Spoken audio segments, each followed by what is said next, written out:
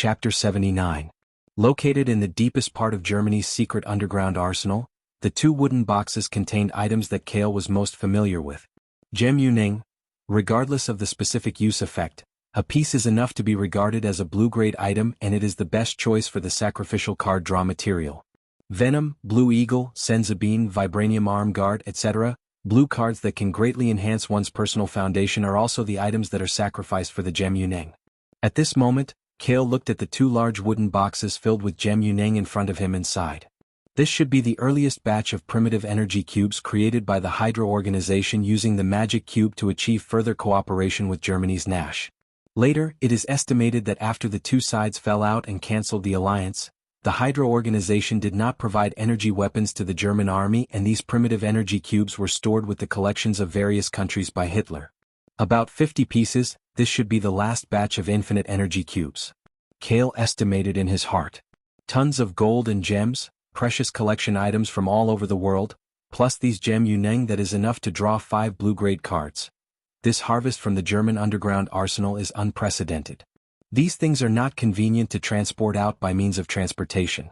How should we deal with them? Logan asked with a frown. He had been guarding the door of the arsenal and didn't see that Kale had emptied half of the arsenal's supplies. That's how we deal with them. Kale shrugged and didn't hide it. He directly extracted one of the energy cubes in the box. At the end of the 3-second card draw time, one of the energy cubes disappeared from the box out of thin air and was converted into a card and stored in the material card area of the card space. What's going on?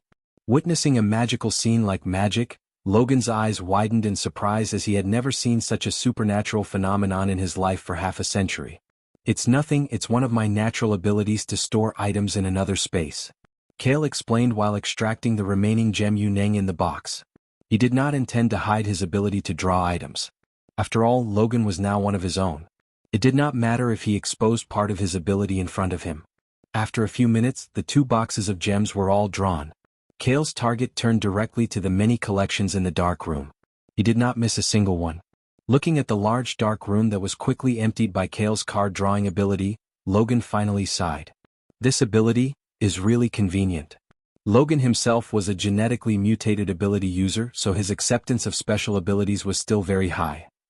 However, when he recalled the previous sodium-carbon steel sword, vibranium arm guards, Blue Eagle monster, and Venom suit, he once again refreshed his understanding of Kale.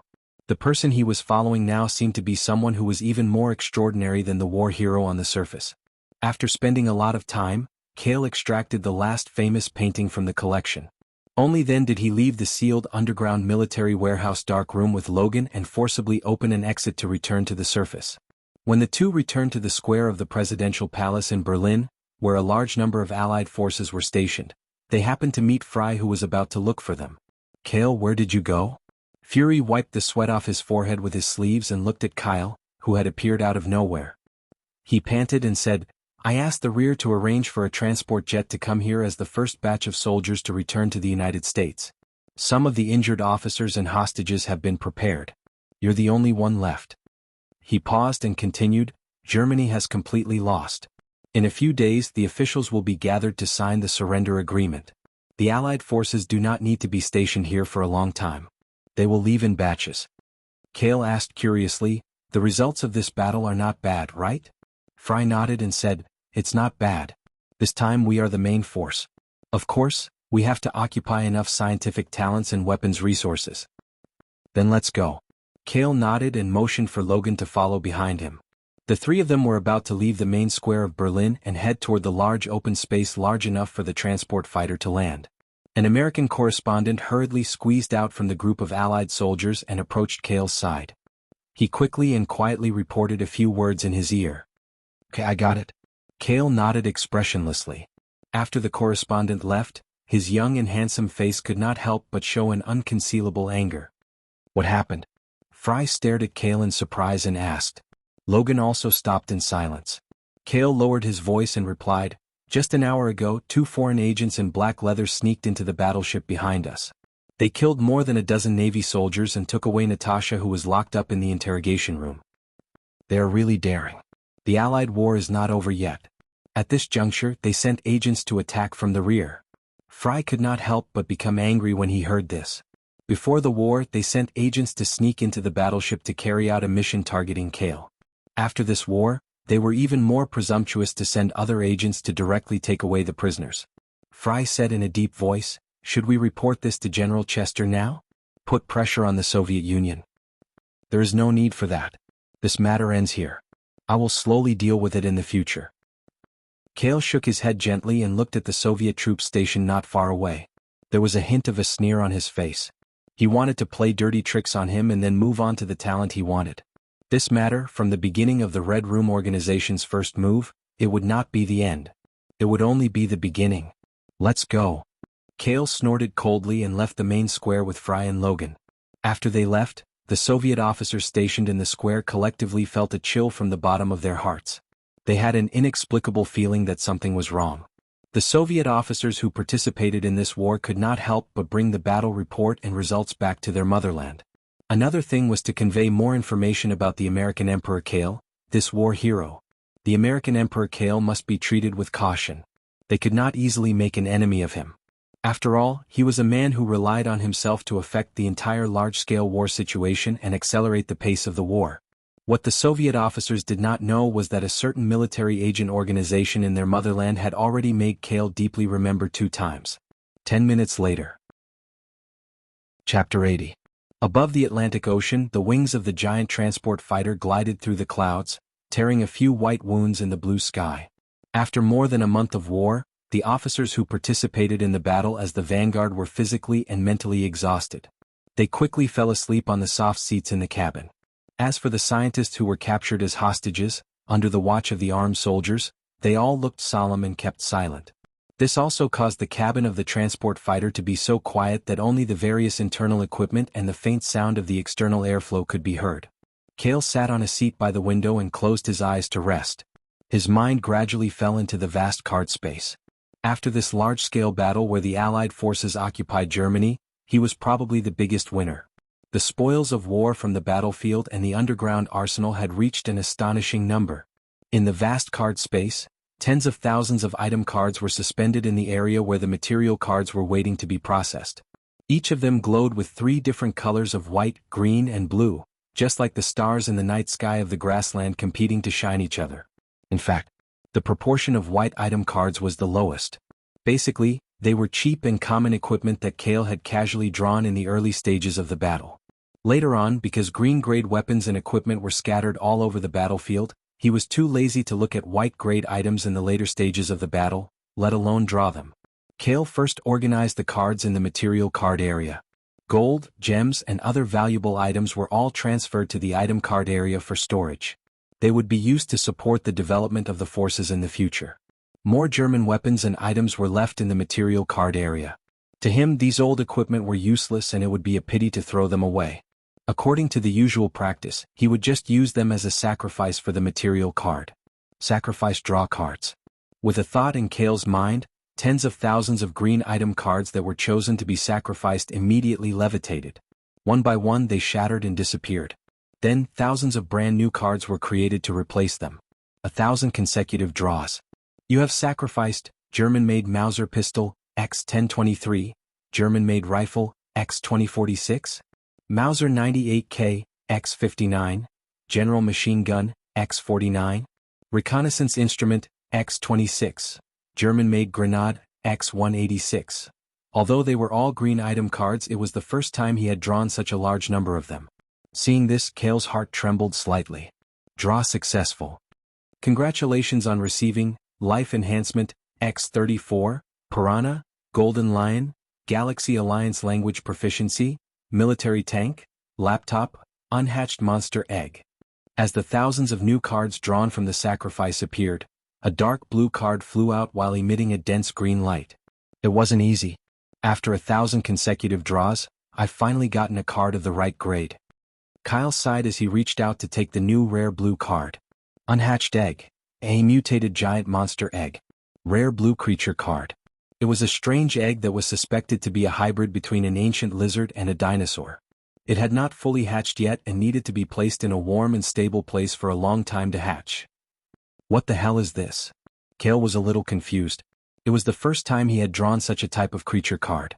Whether it was the Blue Eagle, that could be continuously summoned, the ancient giant dragon turtle, or the poisonous hornet nest, that could only be summoned once. It was at the mature stage of summoning. Only the initial symbiotic venom body, when it was first drawn, it was at the growth stage of a newborn baby. This time it was even more ridiculous. Directly giving you an egg and letting you slowly incubate it? But just the creature egg alone is at the rare blue grade.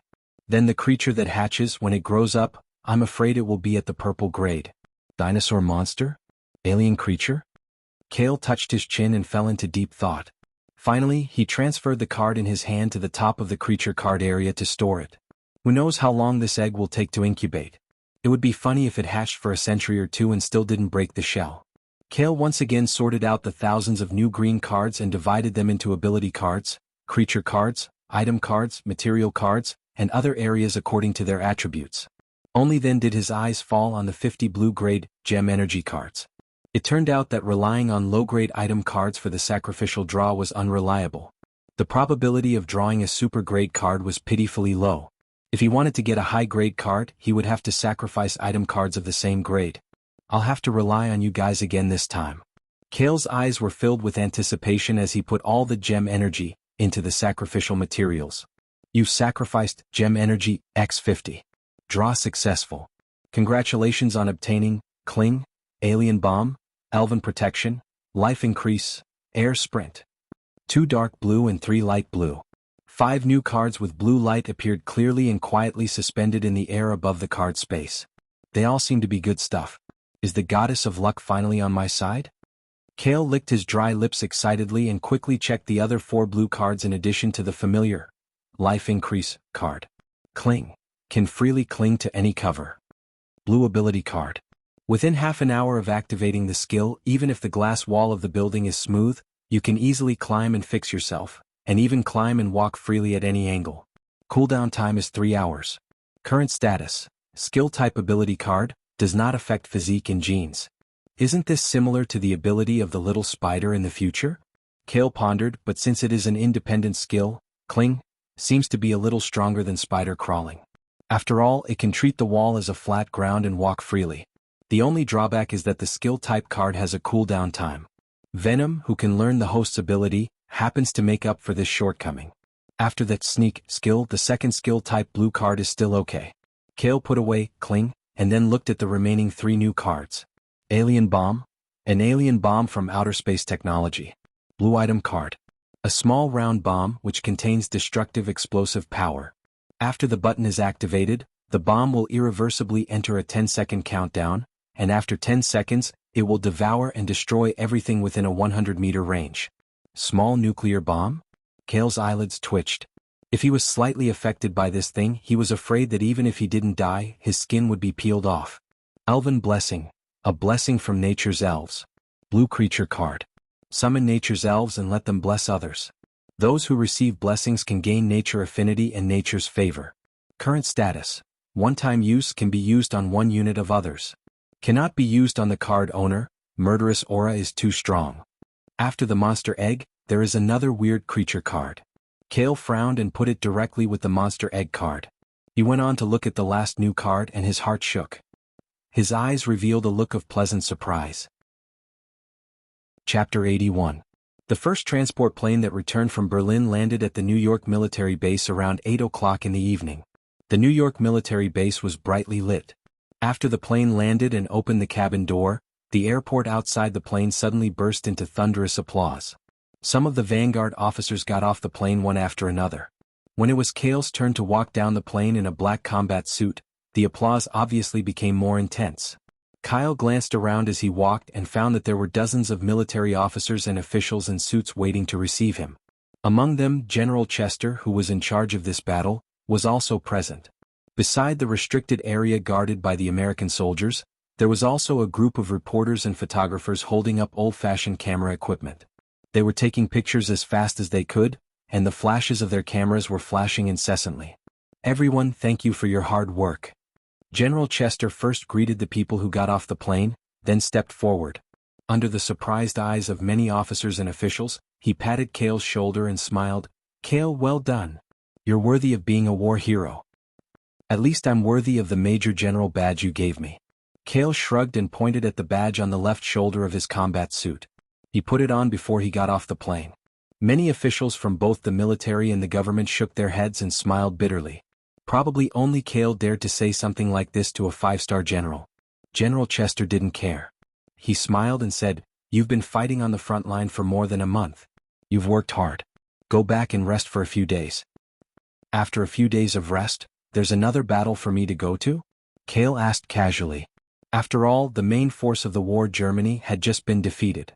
It showed that all the wars in the European theater were over. World War II was also coming to an end. "There's a plan?" General Chester moved his mouth, but he quickly stopped. He looked at Cale meaningfully and said softly, "I'll tell the soldiers to inform you. You go home and rest first. As a hero the country is proud of, you can't fall from exhaustion." Although the last sentence was said in a teasing tone, there was genuine concern in his words. Cale nodded and said, "Then I'll be leaving first. Fry will finish the handover in Germany." At some point, Fry had become his exclusive spokesperson.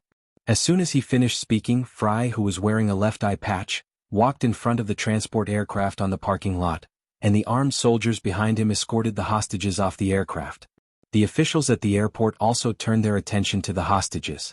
Defeating Germany was one thing, but obtaining German scientists and military information was equally important. While their attention was diverted, Cale waved his hand and signaled for Logan, who was among the disembarking soldiers, to follow him. The two of them left the military airport together.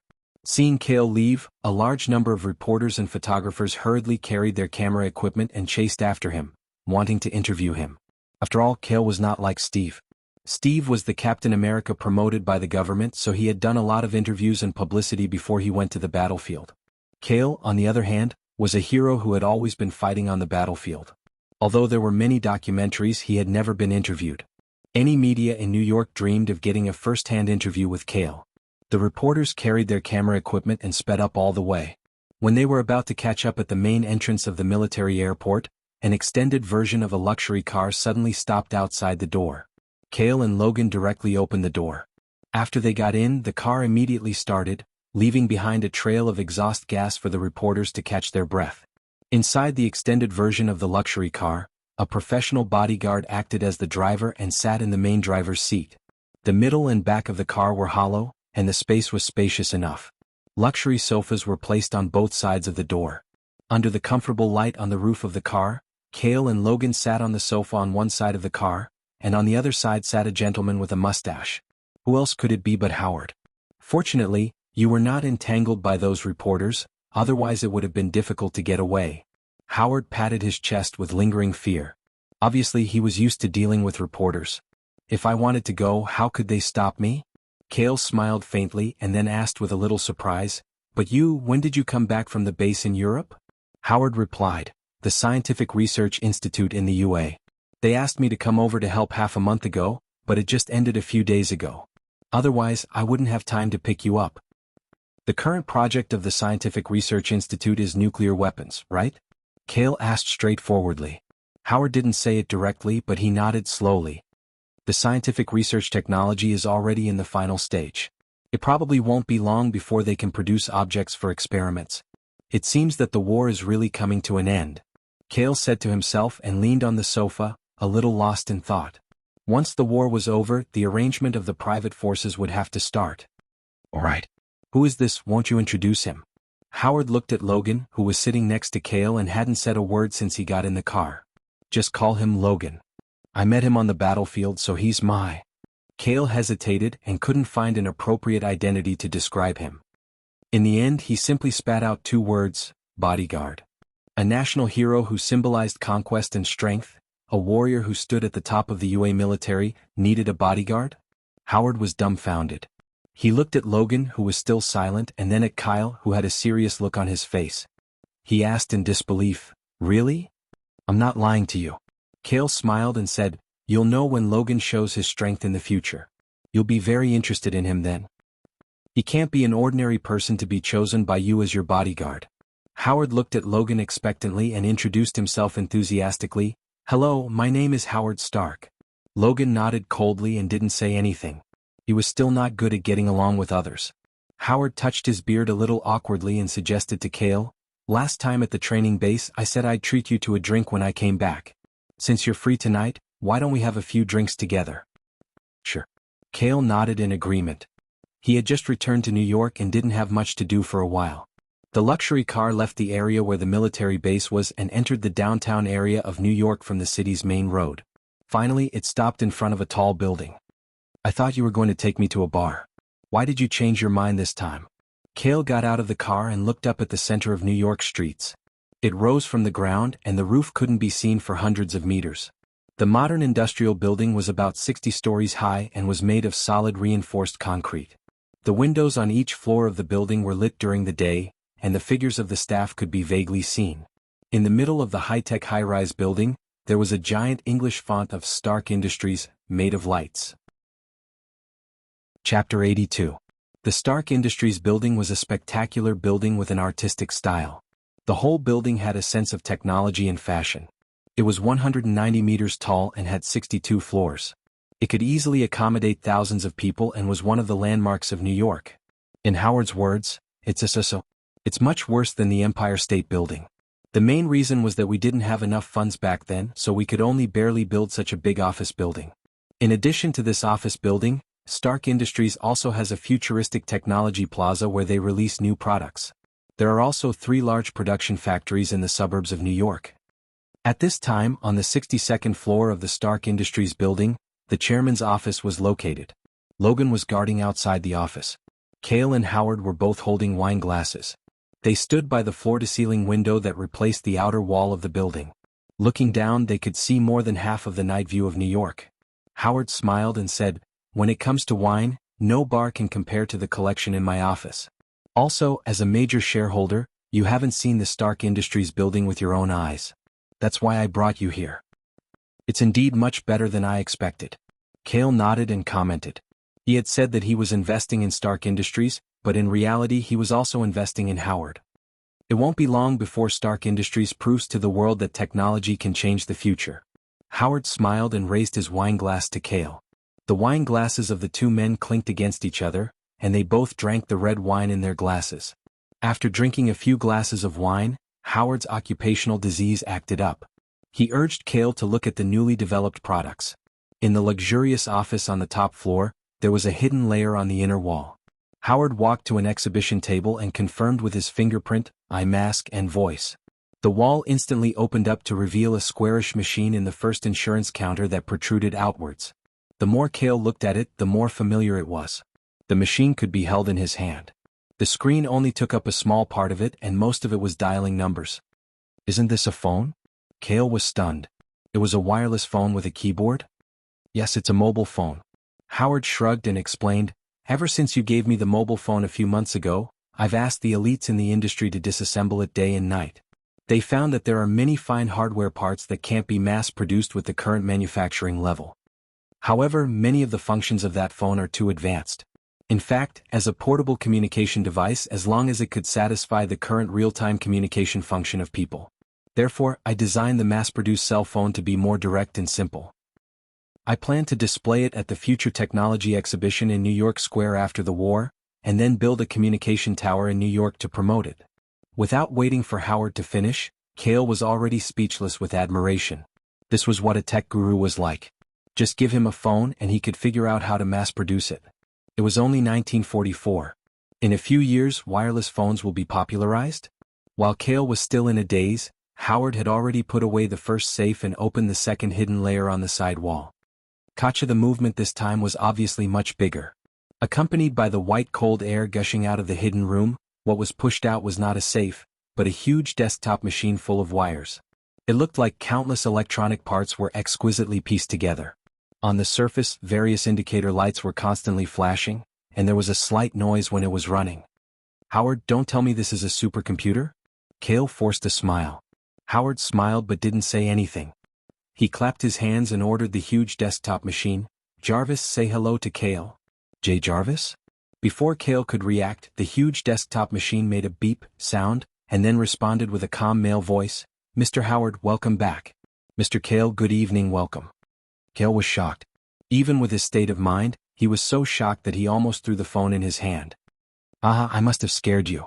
Howard patted Kale's stiff shoulder and explained, "This is just a supercomputer, but I've equipped it with intelligent speech recognition and a command reply program for greetings." "Why did you call him Jarvis?" Kale still hadn't recovered and asked. "Jarvis is the name of the housekeeper in my current residence. It makes me feel very close and at ease." Howard looked at the supercomputer in front of him with an expectant expression and said in a deep voice, "I used the computer mainframe and intelligent chip you gave me to create the world's first supercomputer with a semi-intelligent program, and named it Jarvis. I also hope that one day, it won't only rely on the system's command program, but it will truly become a sentient artificial intelligence life and be separated from these hardware devices." "So that's how it is." Kyle took a deep breath and fell silent for a moment. Was this a mistake, or were both father and son made from the same mold? Jarvis, as the future artificial intelligence of the 21st century and Iron Man's personal housekeeper, was created in the most primitive state in advance by his father. Maybe we don't have to wait until the 21st century for artificial intelligence Jarvis to be completely born. Kale was excited and a little worried when he thought of this. He thought that he was already the biggest butterfly effect in the Marvel world. Who would have thought that the 2 green item cards he drew after trading with Howard would bring even greater potential changes to the future of the world? Technology, the #1 productivity. Using the heart to subvert the world. Right? Howard seemed to remember something and put the supercomputer Jarvis back into the dark room. He stepped towards the 3rd dark wall to operate the access control. "What else is there? Please show it all at once. I can't stand it," Kale said with a slight gasp. "This is different from the 2 objects just now. Although it has been researched, it is completely useless now." After Howard finished speaking, the safe was pushed out from the 3rd dark wall. There was only a design drawing drawn with a pencil. "This is..." Kale picked up the design drawing with a slight surprise. Since it was placed in the 3rd dark room, it proved that its value was no less than the semi-finished Jarvis.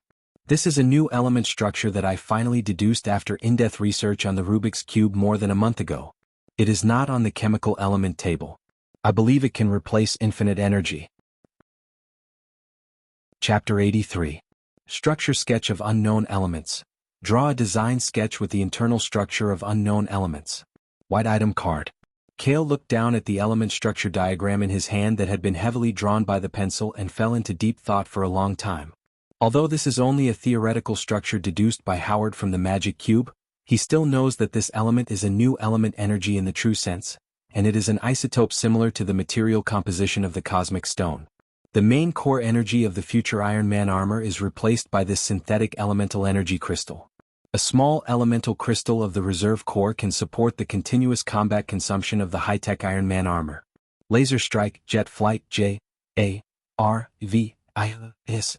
artificial intelligence system, etc. What level of technology does it take to try to artificially synthesize this new element? I mean, what are the current technological obstacles to synthesizing this new element? Kale put down the design drawing in his hand and looked directly at Howard next to him.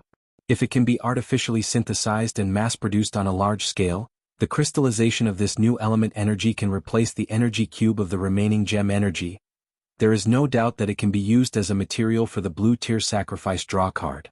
Special materials to build acceleration pipelines, and instruments to emit stable high-energy particle rays, these are all difficulties at the forefront of science that have not been solved so far, and it is not something that can be easily broken through in recent years.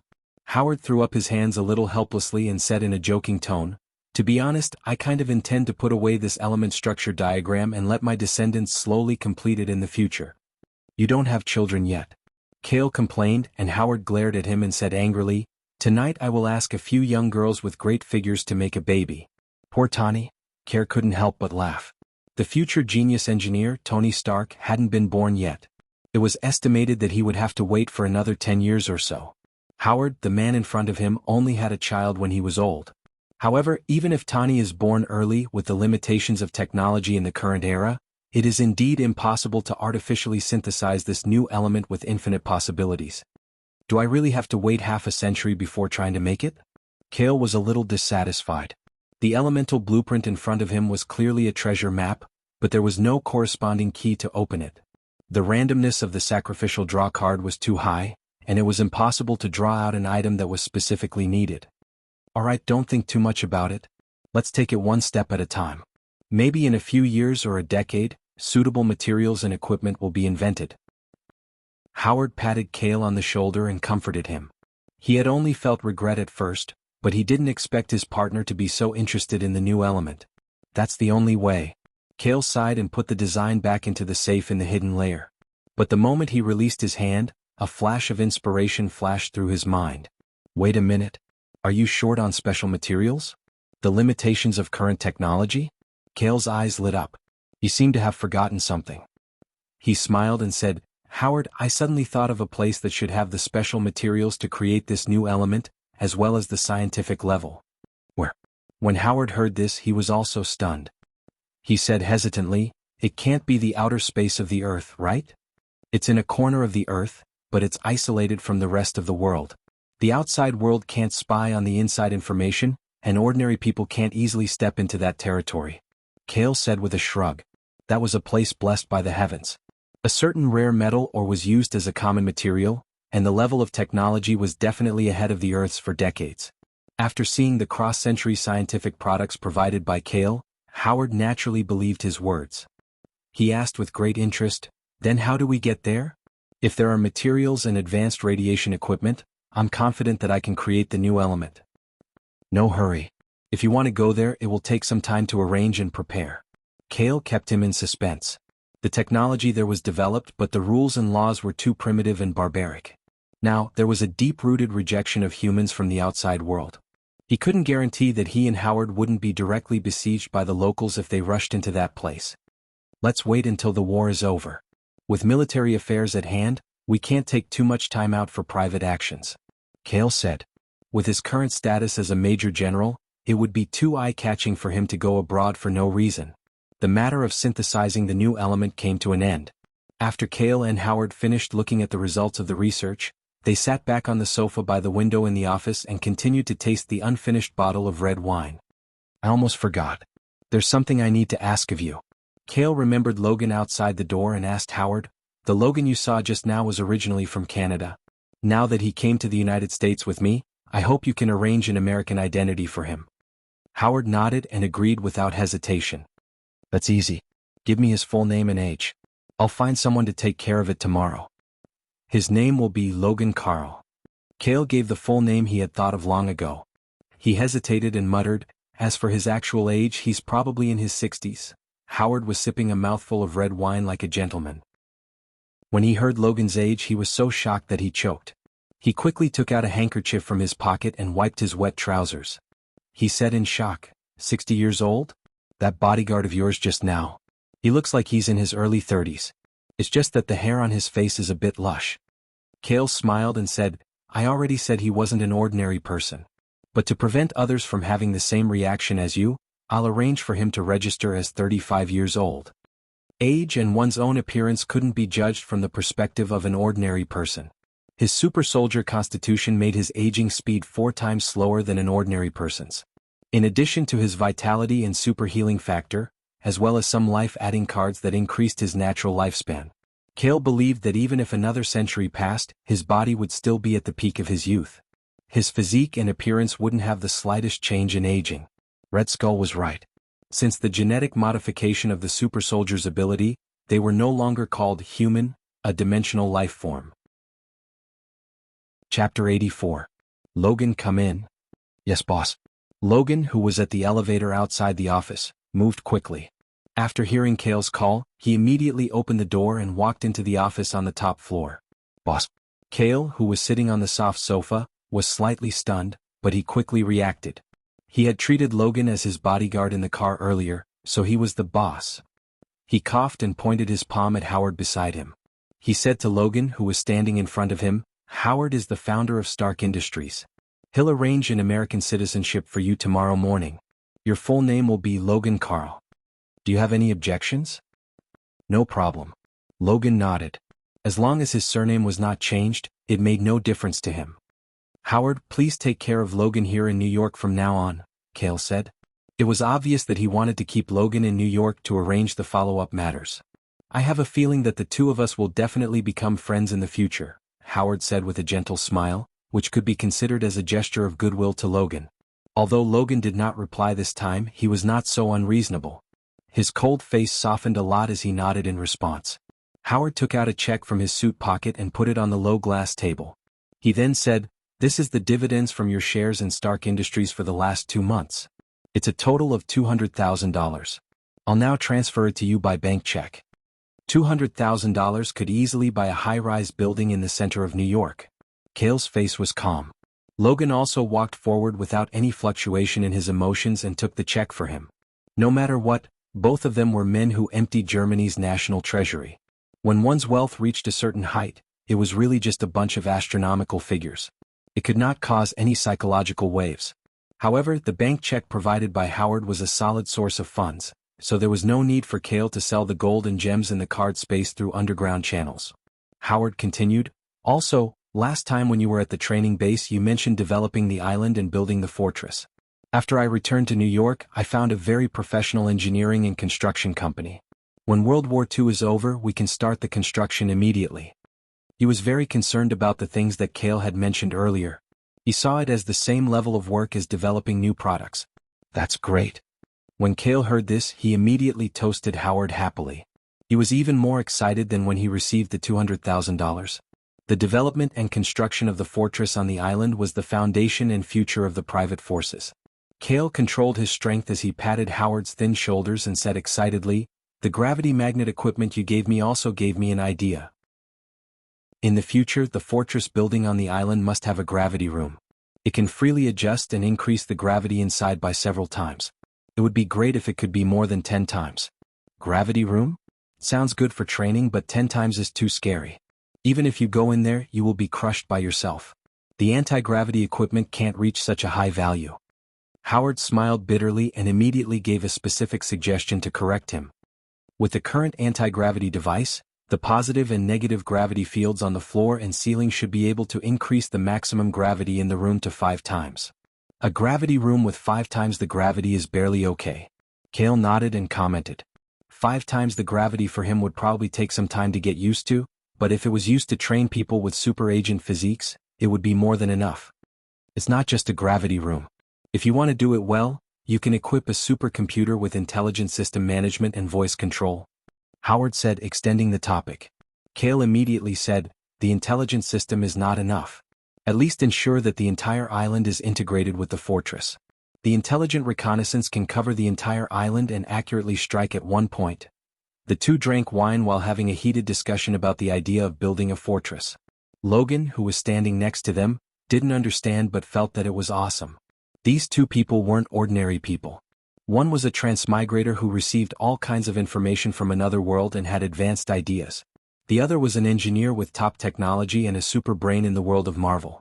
When the two talked, they could basically understand what the other was talking about.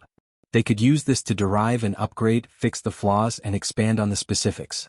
The main thing was, Cale was responsible for the brainstorming ideas, and Howard was responsible for fixing the professional theory and turning it into reality.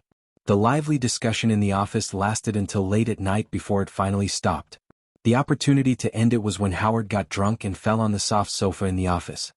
He muttered in a daze, "Let the island fly in the sky? That won't work." Then he verbally talked about a bunch of complicated numbers, Newton's formula, anti-gravity theory. "Have a good rest, my friend." Cale shrugged and stood up from the sofa. He waved his hand and quietly left the office on the top floor with Logan. "Howard really doesn't have any guard against others," Logan whispered as he entered the elevator. In his life he had experienced attacks, betrayals, wandering, and so on. He was cautious and guarded against everyone who approached him. It's not that he doesn't have any guard against others. Otherwise, he wouldn't have been able to start from scratch and freely switch between the military and private industries. Cale smiled and explained, "Only when you really make friends with him will he be so relaxed and willing to trust you and reveal his true nature." Logan's expression was that he didn't fully understand. After Cale and Logan left the Stark Industries building, they booked a double room in a VIP luxury hotel on a nearby street. After they finished washing up in their respective rooms, they changed into casual and comfortable clothes. Then they stood together on the open-air balcony and looked down at the bright lights of the night. "Logan, I just took you to see Howard. You should know my intentions." Cale faced the night breeze and turned to look at the silent Logan beside him. Logan nodded and whispered, I can roughly guess that you want to build a fortress on an overseas island and cultivate your own personal power. To be precise, it's a family of power. Cal will be the name of the family in the future. The family emblem will be a poker card. Kale smiled faintly. A card had appeared between his fingers at some point and he was toying with it. You can say that you're the first person to enter the family, Cal. You're a thief. Ahem, he said solemnly. You just need to know that I've never treated you as a subordinate. If you choose to follow me, then you'll be a part of the family, Cal, from now on. I understand. Logan was touched. Previously, he thought that Kale would hand him over to the military or Howard to be researched as a man-made weapon. He didn't expect Kale to directly include him in the ranks of the future family.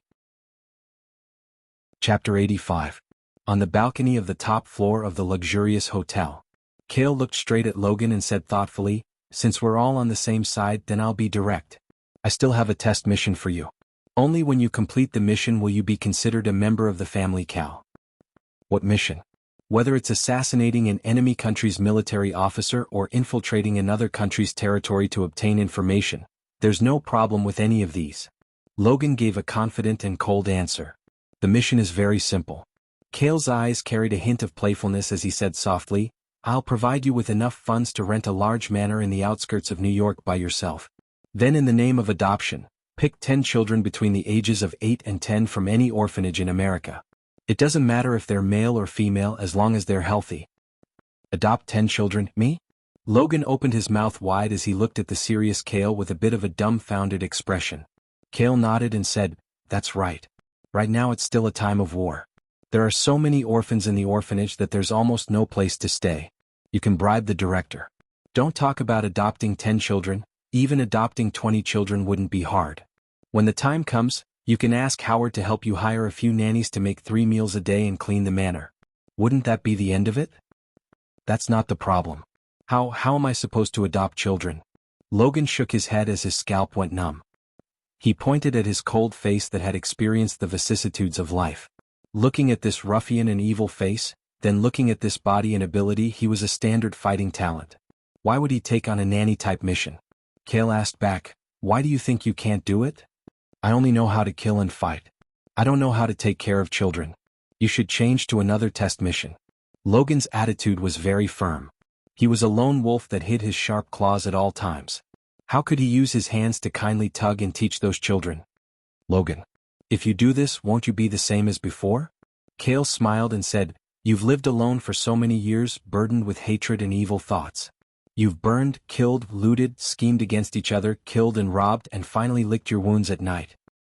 When you killed the saber-toothed tiger in Germany, didn't you say that you wanted to abandon your lonely and miserable life and be your true self? If you don't even dare to accept this mission and continue to close your heart to others, then you will never be able to return to your original self. Instead, you will gradually become the second saber-toothed tiger." Logan's whole body trembled when he heard that. His brows furrowed, and his hands gripped the iron railing of the balcony. No one knew what he was thinking. After a few minutes of silence, he relented and said, "I understand. I accept this test mission." "That's good." Kale heaved a sigh of relief. It wasn't easy to convince Logan to agree to take care of the children.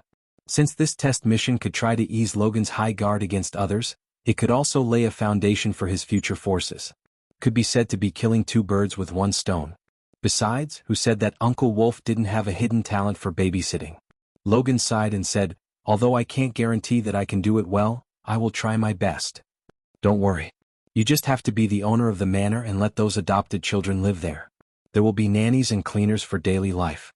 For learning, you can ask Howard to hire another professional tutor to teach them about culture. As for combat skills, we'll talk about it later." Kale comforted him. He only had 1 super agent ability card on him now and couldn't give it to enough people at the same time. Without the ability to be a super agent, there was no way to continuously draw cards and give others blue ability cards. Many things still had to wait until after World War II to plan and act. One night passed. After the two rested in their respective rooms, they didn't meet up again and went their separate ways in the morning. Logan rushed to the Stark Industries building alone, received the ID that Howard had arranged for him to change, and went to carry out the test mission that was agreed upon last night. Cale thought that since it was rare for him to return to New York during the war, since General Chester hadn't sent soldiers to inform him of the order, He had time to check on Lucy, who was temporarily living in his home. Walking on the bustling modern streets with leather shoes, Kale also relied on the symbiotic venom to slightly disguise his appearance. He wore a brand new gentleman's suit, a large round hat that cast a shadow, and a pair of sunglasses. Just like that, he walked in the middle of the crowd and no one discovered his identity. In fact, even if they saw him and felt that he looked familiar, no one dared to believe that the war hero they saw on the screen in the screening room and in various newspapers would suddenly walk past them like a gentleman. Major General Kale led more than 2 million Allied troops to completely capture Frankfurt and arrived at the UA military base last night. From time to time, there would be children selling newspapers running back and forth on the pedestrian street, shouting as they passed by. Kyle couldn't help but lower the brim of his hat. If he was recognized on the street, he would probably have to use his climbing ability to escape to a nearby building. Kale secretly sighed. As the first superhero to become famous, it was hard to say whether it was a good thing or a bad thing.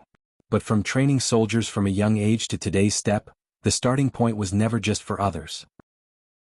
The greater the ability, the greater the responsibility? First, be yourself and grasp your own life and destiny. Therefore, he was never a superhero in the true sense of the word. As he walked along the bustling street, Kyle suddenly stopped in his tracks. He was keenly aware that something was wrong with his surroundings.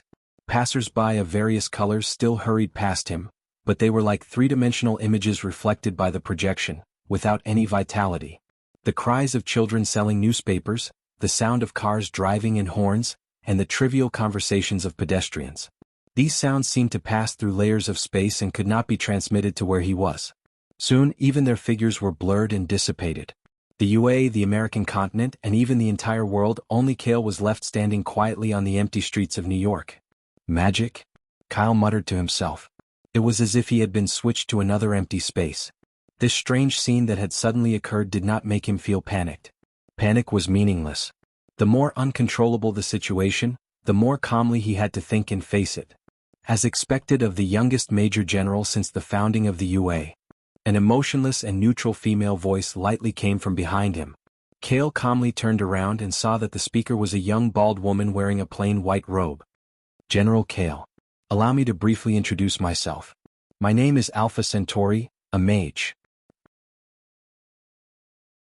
Chapter 86. On the dead and empty streets of New York, the two were about 10 meters away from each other as they looked at each other. Alpha Centauri? After hearing the young woman's self-introduction, Kale's face was still cold and expressionless, but his heart was in turmoil. His muscles couldn't help but tighten as he entered an unprecedented state of high vigilance. The Ancient One, Marvel, the strongest person on Earth at this stage, an old woman who lived for hundreds of years, the supreme mage who spied on the truth of magic in the universe. Almost instinctively, the symbiotic venom on Kale's body was also very afraid. His suit, hat, and sunglasses changed at the same time. The black liquid twisted and transformed into a full-coverage Dark Knight battle suit. The aura of slaughter and wildness filled the air. Alpha Centauri smiled and looked at Kale, who had entered combat mode. She said softly as if to comfort him, "General Kale, I mean no harm." "What did you do? Where is this?" Kale asked coldly as he looked around at the real and fake streets and buildings. "This is just the mirror dimension of Earth's space. It's like a person looking into a mirror. It's the mirror world inside the mirror," Alpha Centauri explained. "Changing the dimension of space, this." Kale frowned. Although he had long known that the Ancient One could control time and space with magic, he only understood how terrifying it was when he experienced it himself. It was the first time he had lost control of the situation. He couldn't escape or fight. He could only wait for the other party to state her intentions. After all, people who didn't master the corresponding magic ability couldn't escape back to the real world even if they escaped to the end of the mirror world. And to fight with the Ancient One, Kale believed that even if some high-dimensional race who claimed to be gods came, they would be defeated by the woman in front of him in minutes. The strongest guardian of Earth, do you think it's a joke? I don't know why the Ancient One is looking for me. Kale took a deep breath and suppressed the strong uneasiness in his heart. I've wanted to see you for a long time. I just knew that you were free today, so I came directly. Alpha Centauri whispered softly. Her unhurried words seemed to have some magic, inexplicably dispelling the vigilance and uneasiness in others' hearts. See me? Kale froze for a moment. When did he attract this old woman's attention? Alpha Centauri stared at him and asked with a smile, "What did you do to the Tesseract?" Tesseract? Kyle was a little surprised and pondered over his words before replying, I don't know if the mage is talking about the magic cube item used by the Hydra organization to create infinite energy. After I fished up the magic cube from the bottom of the battlefield, I directly transferred it back to the military base. It should now be in the research room of the US military base. Then have you seen something similar? It's mainly inlaid with gemstones. Ancient One said. His left hand was still placed on his back, while his right palm was raised and flipped up, and a gem necklace appeared on his palm out of thin air. The necklace wrapped around her slender palm and hung down. At the bottom of the necklace was a metallic eye-shaped pendant. The eyeball was inlaid with an emerald that was glowing with a faint green light. What is this? Is this a magician's magic tool? It's actually glowing. Kale's expression didn't change as he retorted. In fact, the moment he saw the eye-shaped necklace, he knew that it was something extraordinary, the Eye of Agamotto, the Time Gem. Along with the space gem extracted from the core of the Tesseract, it was one of the 6 primordial stones of the universe. You've never seen a gem that glows inside? Alpha Centauri continued to ask. This time, Kale seemed a little impatient. He shook his head and said, If I say I haven't seen it, then I haven't seen it. In the German armory I've seen piles of gems, but I haven't seen anything like this. What he said was true. He had never seen a space gem before. After it was turned into a card, it had been placed in the card space and had never materialized. I understand. Alpha Centauri took a deep look at Kale. He flipped his right hand and the eye-shaped necklace disappeared into thin air. Kale looked regretfully at Alpha Centauri's empty hand and said, I don't know if the Ancient One can give you a price for your magic tool. I have a friend who likes collecting rare treasures. This time, it was Alpha Centauri's turn to be stunned. He shook his head and said, This thing is priceless.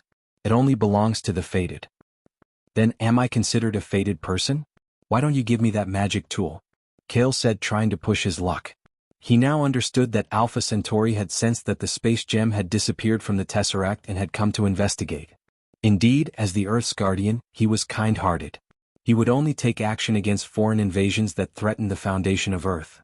There was no need for him to deal with a weak and ignorant war hero who defended his country. You're too murderous. You're definitely not a fated person. Alpha Centauri refused and turned around as if to leave. Kale was anxious. He quickly chased after him and urged him to stay. Don't. Ancient One, it doesn't matter if you give me the magic tool or not. How about you teach me magic? Or, I'll treat you to a cup of tea on behalf of the country before you leave? Seeing that Kale was about to enter the 3-meter range of Alpha Centauri's back, Alpha Centauri waved his hand. Tiny sparks spun into a wheel and tore an exit in the space in front of him. Alpha Centauri took a step forward and stepped into the brilliant and wonderful ring of sparks. The white-robed figure quickly disappeared from it. Wait. Kale narrowed his eyes. He suddenly accelerated and quickly jumped out of the ring of sparks, on the bustling streets of New York. Fuck. An office worker carrying a briefcase and newspaper was in a hurry. Just as he looked down at his watch, a black shadow suddenly jumped out in front of him. He was so scared that he sat on the ground and the things in his hands spilled all over the ground. Who is it? The man in a suit looked up and cursed. When he saw the mysterious person wearing a familiar iconic night combat suit and looking around, his eyes subconsciously shifted to the New York Times spread on the road. The cover of the newspaper banner was a cold young man standing in front of the German presidential palace. The robust posture in the black combat suit was exactly the same as the person who suddenly appeared on the street in front of him. After a brief second of sluggishness, the man in a suit burst out with a squeal like a pig being slaughtered. It's Major General Kale. The real person. Kale, who had just come out of the mirror world, had yet to react. After a brief electric shock of traveling through space, he was shocked to find that he had returned to the bustling streets of New York, surrounded by a dense crowd of pedestrians. When the man in a suit shouted, the sound of the entire street was silent. Countless pairs of surprised and fiery eyes focused on Kale at the intersection. This is bad. This was Kale's first thought. He also realized that he was now fully covered by the Venom suit on the battlefield. His second thought was. Chapter 87. Is it really General Kale? In just a few seconds, there was a sensational uproar on the streets of New York. The passers-by around Kale, regardless of gender or age, all walked forward excitedly after seeing him, and soon formed an exaggerated tide of people, surging forward wave after wave. Damn Alpha Centauri, can't the location of the exit be more low-key? Kale gritted his teeth and without any hesitation, he rushed directly to the commercial building on the side. With a super jump, he jumped directly to the signboard on the second floor of the commercial building. Climb, skill activated. He stepped directly on the wall above, and the soles of his feet seemed to be smeared with a layer of faint black light with a strong suction force. After stepping on the wall, he was firmly fixed to the wall of the building so that walking on the wall was like walking on flat ground. A few simple jumps and sprints, and a set of retreat and escape movements were as smooth as flowing water. It took less than 3 seconds for Kale to successfully climb the 10-meter-high partition building of the commercial building, and he quickly disappeared under the cover of the wall. Only the crossroads below the commercial building were jammed with people and vehicles, and countless fanatical shouts resounded through the sky of New York City. Half a minute later, Kale, who was disguised as an office worker with venom again, walked on another street with lingering fear. At this time, many passers-by reacted, and they rushed to the direction he exposed just now. Even the police cars on the road were dispatched to maintain order. It's General Kale, he just appeared on the pedestrian street of the commercial building. Where is he? I want General Kale's signature. Get lost, General Kale is mine. General Kale's movements are too fast. I heard that he climbed up the 10-meter-high building and ran away. You heard wrong. My friend said that he jumped directly to the top of the commercial building and disappeared. Brother. The commercial building seems to be 100 meters high, but since it's General Kale, maybe he can really do it. Kale listened to the excited discussions of the passers-by, and he couldn't help but smile bitterly. The brim of the hat on his head was almost pressed down to his sunglasses. In this era where there were almost no idols and stars, as the first superhero and the symbol of national conquest and strength during World War II, the fanaticism of the people had reached an unprecedented level. There are pros and cons. Kale touched his chin. At first, he just wanted to establish a foothold in this Marvel world, make a career, and then slowly think about how to deal with future enemies. Now it seems that the reputation of this superhero is a little too much. He can't keep a low profile at all. When World War II is over, it's time to consider the retirement of heroes. Otherwise, even if it's a private move, it will attract the attention of various organizations all over the world. Kyle thought secretly, recalling the deep fear and powerlessness he felt when he faced Ancient One just now. Alpha Centauri, it shouldn't be that simple. Believe me, I can't easily take it out of the card space before I get the technique to master the space gem. In addition, I must try to get the magic ability of the monks of Kamartaj, the forces created by Alpha Centauri. Kale secretly decided, his blue eyes flashed, and he strode away from the noisy street area behind him and walked toward the street where his home was located. At this time, Kamartaj, a hidden residence, opened up in a building space. The bright sparks rotated into a wheel, revealing a circular space tunnel that could be walked through. Alpha Centauri stepped out with his hands behind his back. Ancient One. In the hall, a male black monk had been waiting for a long time, respectfully bowing to the returning Alpha Centauri. Alpha Centauri smiled and nodded. The black monk said with a little doubt, the mage hasn't left Kamartaj for nearly 100 years. This time it's difficult to go for a country's Major General. Major General Kale, he's not an ordinary person. Alpha Centauri faintly frowned and said softly, his body seems to have fused with a symbiotic life form from an alien planet. Even if I read his mind with magic, I can only hear the chaotic thoughts of the symbiotic life form. The black monk said sternly, alien life form? Do you need me to deal with it? No need. That symbiotic life form doesn't have enough ability to threaten Earth. Also, you have to know that we really need to be vigilant against the enemy. Alpha Centauri reminded him and then strolled out of the hall. Kale of the United States? If I have the chance to go to the United States, I must test him. The black monk muttered to himself and remembered the name in his heart. Alpha Centauri came to an underground library and put the Eye of Agamotto into a book-shaped storage box. Together with the taboo magic books, she placed it on the bookshelf and sealed it with a magic chain. There was also a strange thing about Kale that she didn't tell any of the mages. Anyone who looked back in time and thought back to the past and future of various timelines couldn't see anything related to Kale. That man seemed to have appeared in this world out of thin air. He disrupted all the trends of the original future and made the thousands of possibilities of the future blurry, making it difficult to think through and practice. Variable, this adjective from the East was the most appropriate to describe it. Is he a hero who saved the world of Earth, or a demon who destroyed everything in this world? Alpha Centauri sighed.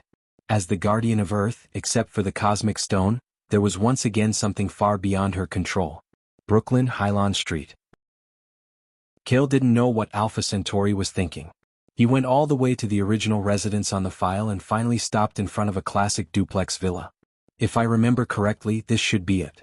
Cale looked up. It was the first time he came home. After confirming the house number, he pressed the doorbell next to the door. Coming.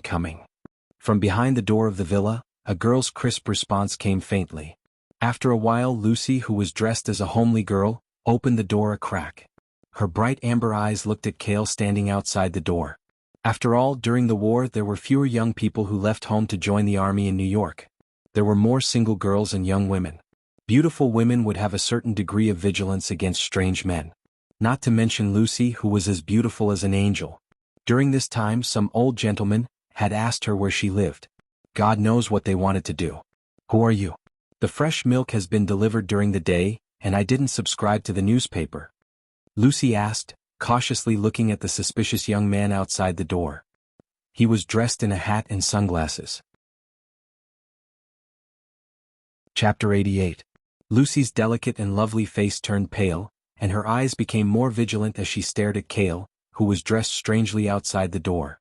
She bit her lip and said, "You've got the wrong place. I didn't call for any door-to-door service." "Of course I didn't find the wrong place.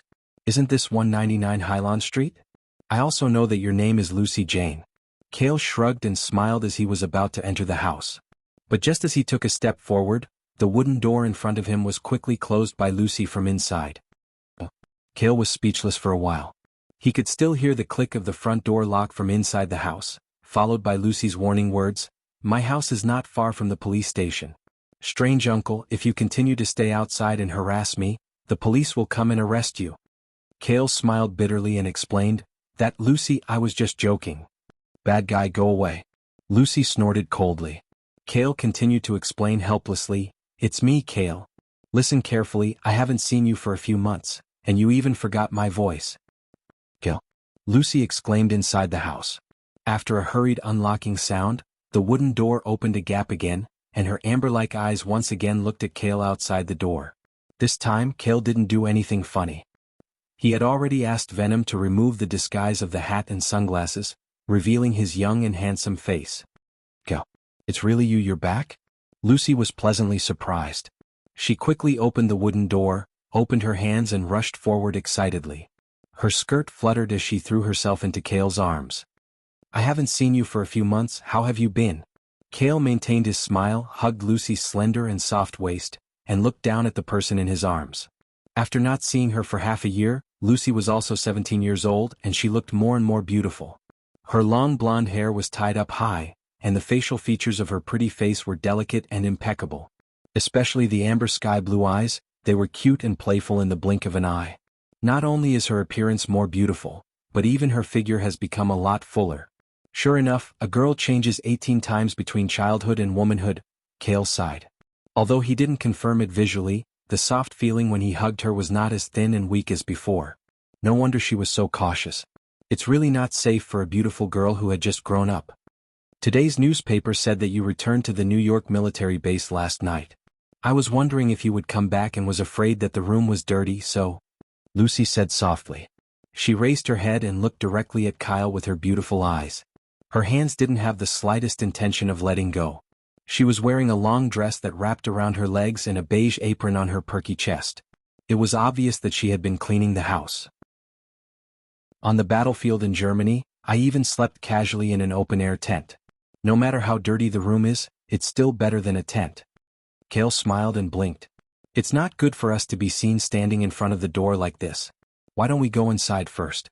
If people knew that his home was here, there would probably be people filling up the entire street every day. I won't let go. Just take me inside, Lucy said bravely. Like a Persian cat, she leaned tightly in Cale's arms. I can't do anything about you. Cale shook his head lovingly. He held the girls but with one hand and carried her into the house. Lucy buried her entire body in his arms.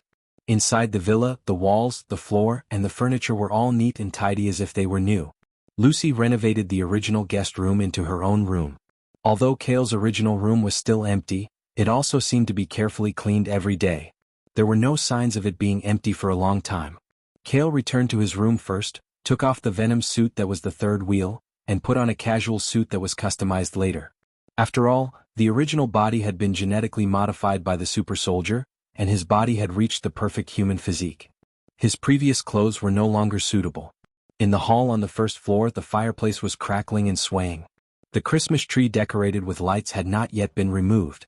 There were fresh vases and fruit plates on the table, and a pile of black and white newspapers and papers were piled up in a small box next to it. Cale, who went downstairs, sat on the sofa and picked up a few newspapers from the box with slight surprise. He glanced at them briefly. They were all newspapers about his photos and reports. They were carefully cut and pasted and sealed with a film. "Ah, don't look at that." A girl's panicked exclamation suddenly came from upstairs.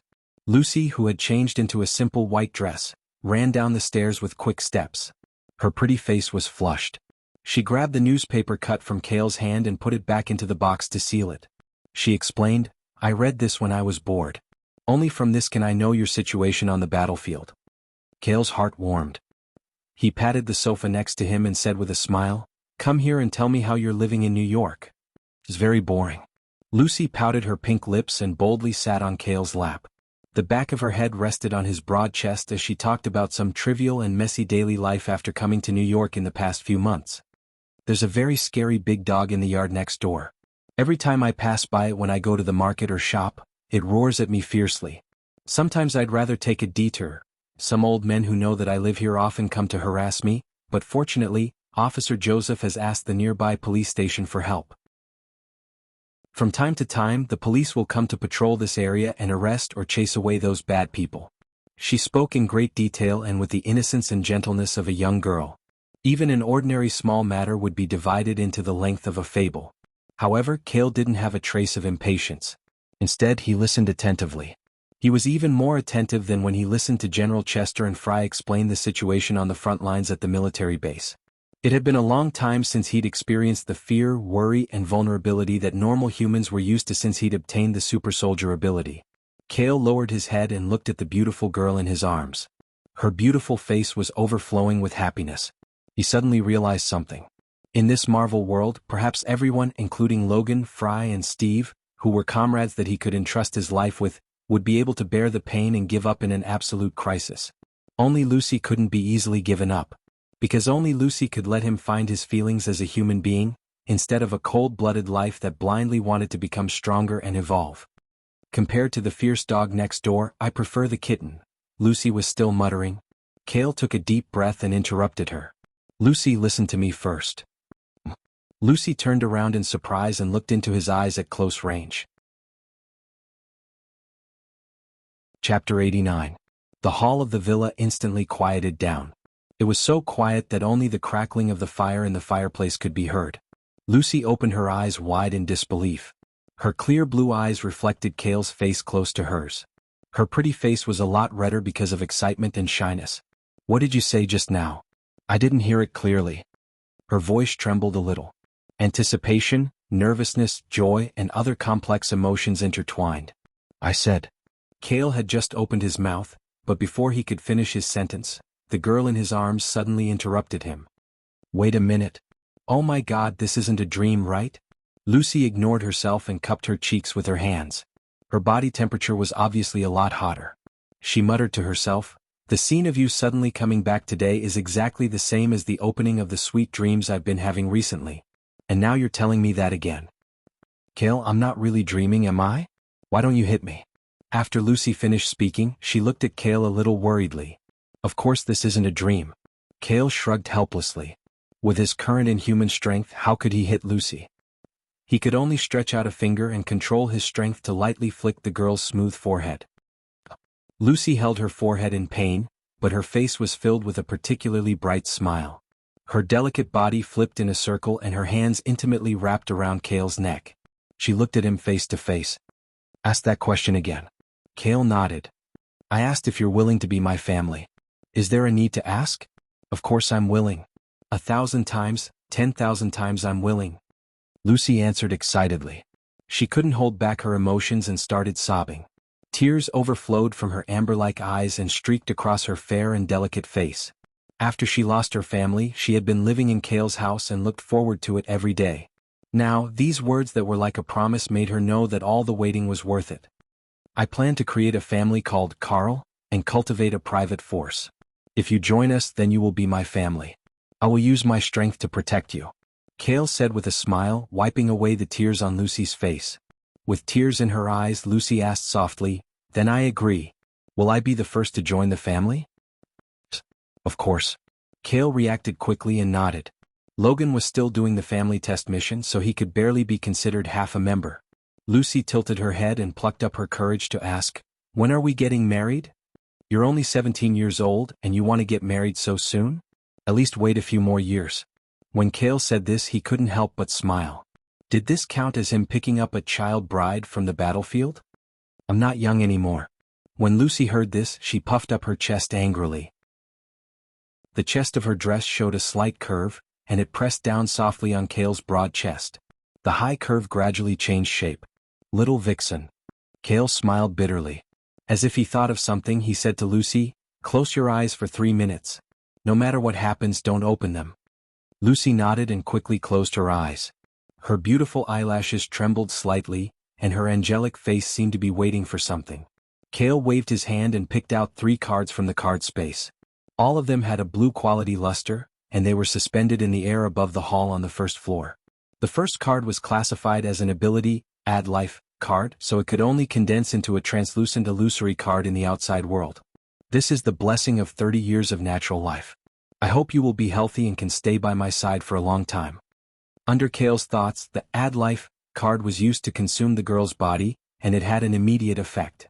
Lucy's delicate body trembled slightly. The add life card indirectly had the effect of fine-tuning her physique. Her vitality had also increased by a lot, and her body felt more comfortable and energetic. Kale reached out and took the second card. It was an item card, and it quickly turned from a card to a physical object in his palm. The object had a luxurious and dazzling gem luster. It was a heart-shaped sapphire necklace, exquisite and perfect like the most expensive and luxurious handicraft. "Girls should like this kind of thing," Kale muttered in his heart as he put the sapphire necklace on Lucy's fair neck. No matter how precious the heart of the ocean was, it was just one of his many riches. There was also the last and third creature card, Fairy's Protection. Kale's heart moved slightly. With Lucy as the target, he used this one-time mysterious creature card. The next moment, as the card was spinning and disintegrating, the space was slightly distorted and a small figure with wings flew out of the vortex. The half-real, half-illusory creature that looked like a fairy moved its little mouth, as if it was chanting an inaudible spell. A ray of natural light shone on the back of Lucy, who had her eyes closed. What is going to happen? Kale looked at all of this in surprise. However, very quickly the natural light gradually dimmed, and the little fairy creature's shadow also faded faintly, disappearing together with the small spatial vortex in the hall on the first floor. The silence in the hall dimmed and returned to its original state. "Is that all?" Kale frowned. What was that fairy creature just now? Could it be related to the higher dimensional races on Earth where the Asgard divine realm was located? "Kale, 3 minutes have passed. Can I open my eyes now?" Lucy said softly and tried to open her eyes. When she saw the heart of the ocean necklace she was wearing, her little mouth opened wide in surprise. Isn't this too expensive?" "It's just a gem necklace. I don't see you wearing anything else. You can wear this to some banquets in the future." Kale touched Lucy's head and asked, "When you closed your eyes, did you feel anything strange in your body?" "Strange?" "There was a slight electric shock, but my heart was beating too fast when I was beside you, so I couldn't react." Lucy answered straightforwardly. "Fairy's Protection, the gift of nature. Just a ray of natural light special effect was gone?" Kale secretly complained. When did this blue quality card become so useless? It was even a one-time creature card. "Alright, I've been so focused on chatting with you that I forgot to buy the ingredients for lunch." Lucy touched her deflated stomach. "That's easy. Let's go out and eat," Kale suggested. It seemed that the one thing he didn't lack now was money. After Lucy kept the heart of the ocean, the two of them put on their clothes and went out. When they opened the main door, they found that it was drizzling outside. "I'll go get an umbrella." Lucy looked up at the gloomy sky and was about to go into the house to get an umbrella. The next moment, the rain stopped without warning. A cool breeze blew, and the gloomy clouds drifted away. The rain cleared up, revealing the sunshine and rainbows. Was this a coincidence? Chapter 90. Walking along Highland Street, Lucy snuggled up to Kale's arm. the two of them looked like an ordinary couple strolling leisurely. Kyle's attire was back to how it was before. He wore a windbreaker, a hat, and a pair of sunglasses. Before Lucy went out, she even pinned a scarf on him. His appearance and body were covered up tightly, making him look a lot more bloated. Was it a coincidence just now, or the so-called elven blessing had a subtle effect? Kale pondered as he walked, his eyes quietly falling on Lucy beside him through the sunglasses. In his and Venom's perception, Lucy's vitality was a lot more vigorous due to the life-enhancing card, but her body was not much different from an ordinary person's. Lucy suddenly exclaimed, slightly panicking as she hid behind Kale. Kale quickly followed her gaze, only to see a large furry black dog constantly scurrying in the courtyard of a house by the road ahead. "Is that the dog?" Kale asked. "Yes, every time I pass by here, it would cling to the fence and yell at me." Lucy frowned, her delicate thin eyebrows, cutely sticking out her pink tongue in that direction. "But this time you're here, so I don't have to be afraid of it." Kale's heart skipped a beat and he brought Lucy closer, saying coldly, "Let's go, I'll take you to teach it a lesson." "There's no need," Lucy said worriedly. Under her pure and kind nature, she was worried about the big dog. But Kale's attitude was firm, and he took her to the front of the courtyard. As soon as the two of them approached the fence, the vicious dog in the courtyard was keenly aware of it, and it barked fiercely, showing its ferocious fangs as it rushed over in a hurry. "It's coming." Lucy closed her eyes in panic, tightly throwing herself into Kale's arms. Seeing that the vicious dog was about to pounce on the iron fence, it seemed to have seen something and suddenly stopped. The vicious dog's pair of beast eyes stared straight at Lucy, its ferocious and distorted face gradually softening, and the sound of the dog's barking was also weak, and finally it began to shake its slightly shedding tail vigorously. What happened? Kale didn't know what was going on, but in his keen perception, the hostility of the vicious dog was quickly declining until it dissipated, and was replaced by goodwill. Lucy opened her beautiful eyes and saw the big black dog barking and wagging its tail at her from the fence. She was also shocked speechless. She paused, hesitantly raised her left hand, and reached through the gap of the iron fence. "Lucy?" Kale was surprised, but the next moment, the vicious dog didn't resist at all, and docilely lowered its head, letting Lucy stroke the hair on its head. "Unbelievable," Lucy said in surprise. "I can feel from the bottom of my heart that it is full of kindness to me, and it won't hurt me," and she took a deep breath and said to the vicious dog in the fence, "Little Black, roll over." The big black dog seemed to understand the command, and directly lay down on the grass in the yard, showing its belly and rolling a few times, then got up and shook its tail vigorously, asking for praise. "Kale, since when did dogs know how to judge the situation?" He focused his mind on Lucy, and then he was surprised to find that a dim blue ability card was hidden behind the girl's head. Nature's gift. Has the gift and blessing of nature. Blue ability card. Only creatures with a pure nature, after being blessed by the mysterious fairy, will receive the gift and blessing of nature in the universe. The blessed person has a natural affinity, and all low-level animals will have a good impression of them, and even listen to their orders. Passive activation of nature's blessing. No natural disaster can hurt the blessed person. Cooldown time is 6 hours. Current status. Given card, unable to draw. The card owner can take the initiative to damage it. Is it damaged? "I see," Kale muttered to himself and couldn't help but show a satisfied smile on his face. Ability cards of blue grade and above could only be given to the same person once. Therefore he didn't give the blue ability card, Super Agent, to Lucy. After all, in this way, even if a better ability card is drawn in the future, it can't be given to Lucy, who has lost the qualification. He didn't expect that the one-time Fairy's Protection creature card was equivalent to summoning a fairy, giving it the nature ability of protection, which was an unexpected surprise. Lucy played with the vicious dog, and then remembered that the two of them were on the way to lunch, and couldn't help but hold Kale's arm and urged, "Let's go eat lunch quickly." "Okay." Kale nodded and continued to take Lucy to a hotel restaurant. He originally thought that he would have to ask Howard to send bodyguards to secretly protect Lucy's safety. Now that Lucy has the passive ability of the fairy's protection, he didn't need to do that anymore. There were many creature cards stored in the card space, and when the time comes he could release some of them and arrange them in various areas and corners of the entire Highland Street. Among them there were highly dangerous animals such as vicious dog, poisonous snake, wasp, and so on. Kale believed that if someone dared to plot against Lucy, they would probably die on the street the next day, and they wouldn't even know how they died. This was his ability and means. When the three types of cards in the card space, regardless of number or grade, reached a certain level, Cale might really be able to call himself omnipotent. Brooklyn, New York, the 58th floor of the Henry Hotel, the only five-star restaurant in the neighborhood. Cale and Lucy sat on a double seat by the window, and the gauze curtain on the side blocked the dazzling sun outside.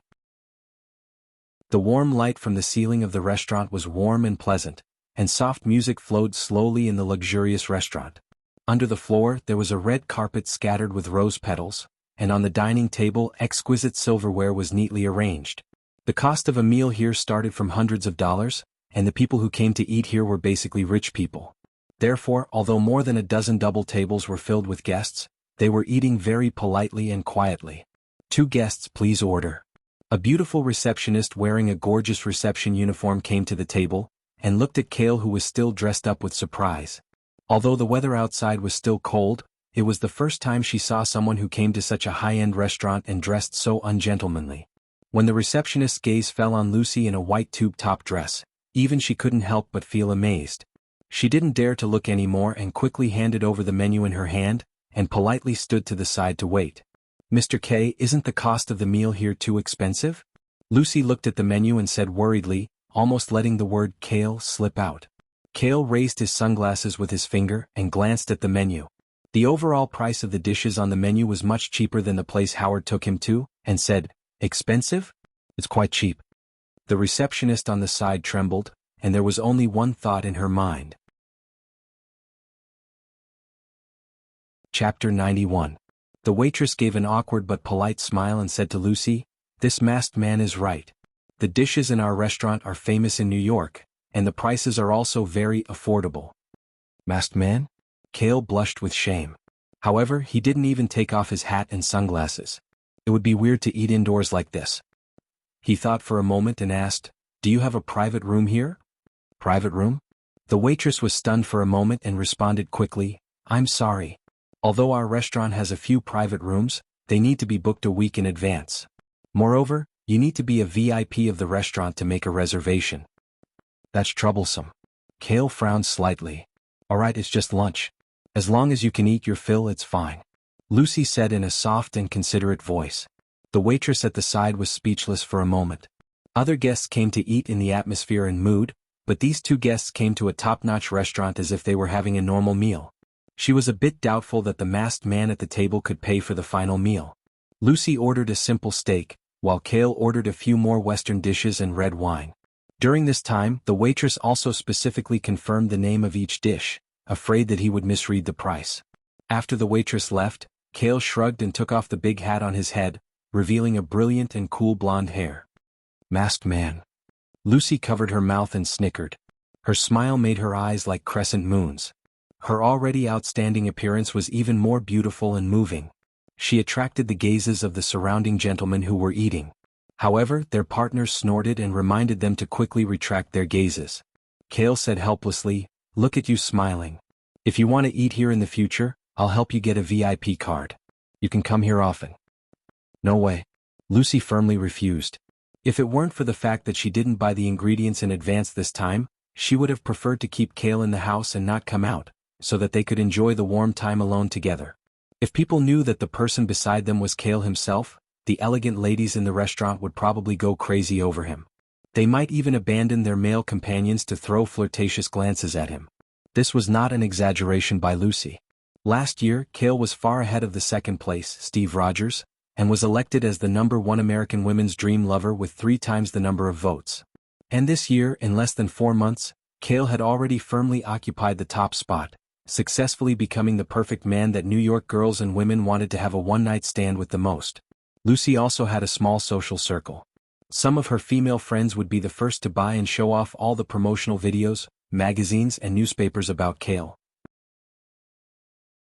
One could imagine how charismatic Cale, a superhero, was in the American continent, especially in New York. While Cale and Lucy were waiting for the dishes to be served, a middle-aged man in a suit hurried into the dining hall and waved his hand to signal the musician to stop playing the violin. He walked to the center of the restaurant and immediately attracted the attention of many dining guests. "Ladies and gentlemen, I'm very sorry to disturb your meal." The middle-aged man bowed and apologized first, then said politely, "There is a major piece of information that affects the country in the urgent New York Times. Our restaurant will provide the newspaper for free.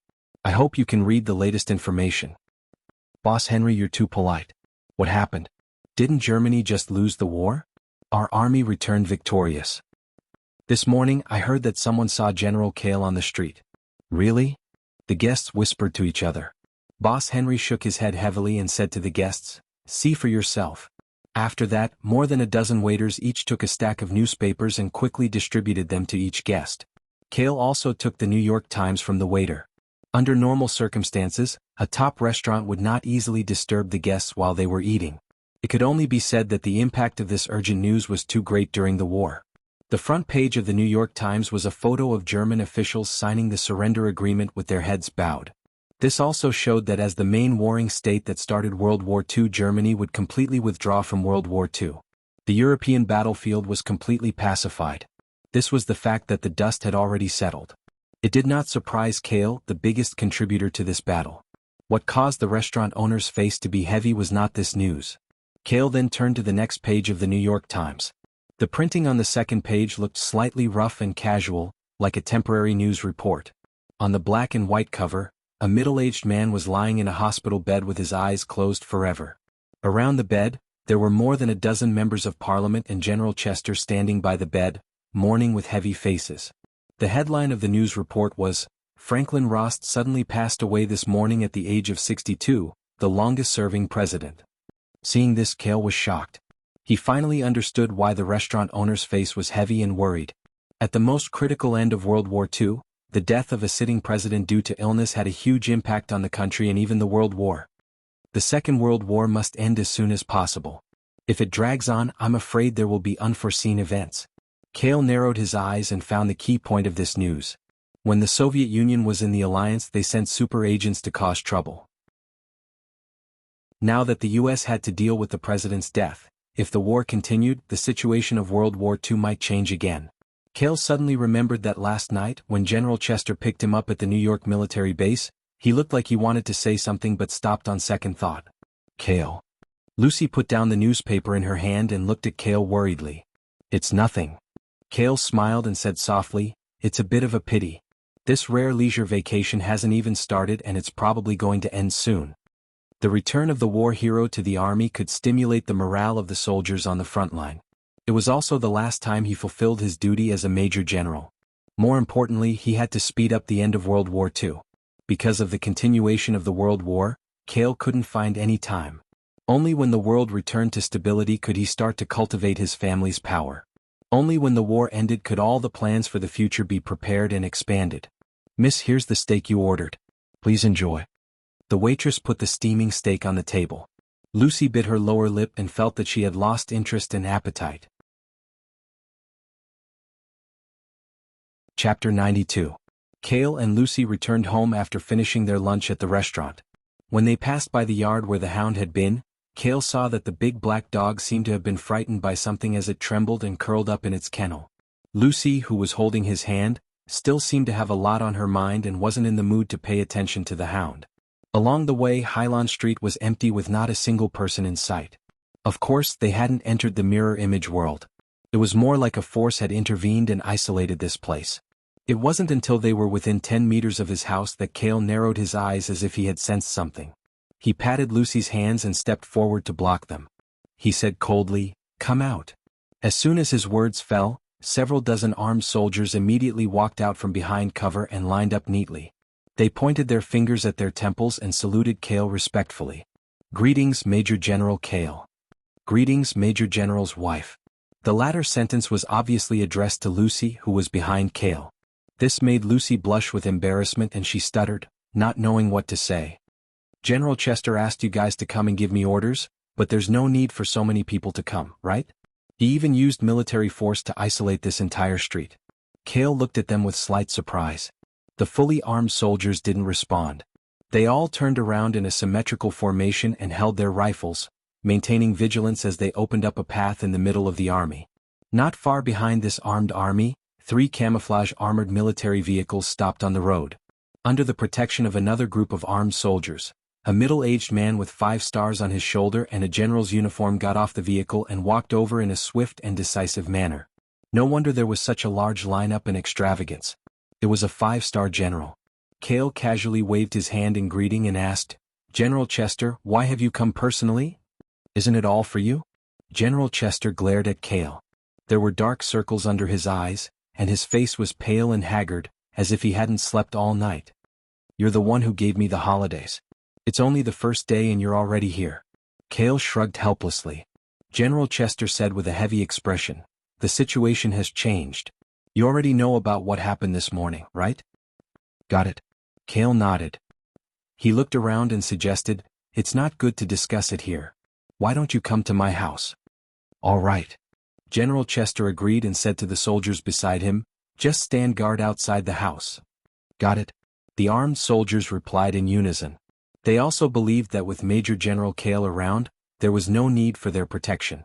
In the hall on the first floor of the villa, Lucy was very considerate. She went back to her room on the second floor alone and made the hall spacious enough for Cale and General Chester to talk. The president's situation actually had a premonition last night. After a night of emergency treatment, we still couldn't save his life. General Chester said sadly. Rost, who had been the President of the United States for 3 consecutive terms, had recommended him to become the first 5-star general in history. The two were friends who understood each other and trusted each other. If a president suddenly dies during his term, it will have a huge impact on the country and even the war situation. The most important thing right now is to choose a new president, Cale said. General Chester lightly shook his head and said coldly, "Of course, choosing a new president is a must, but that's the responsibility of the officials. Our military needs to think about how to end this Second World War as soon as possible." "You came to find me in such a rush because you want to send me to the Asia war zone?"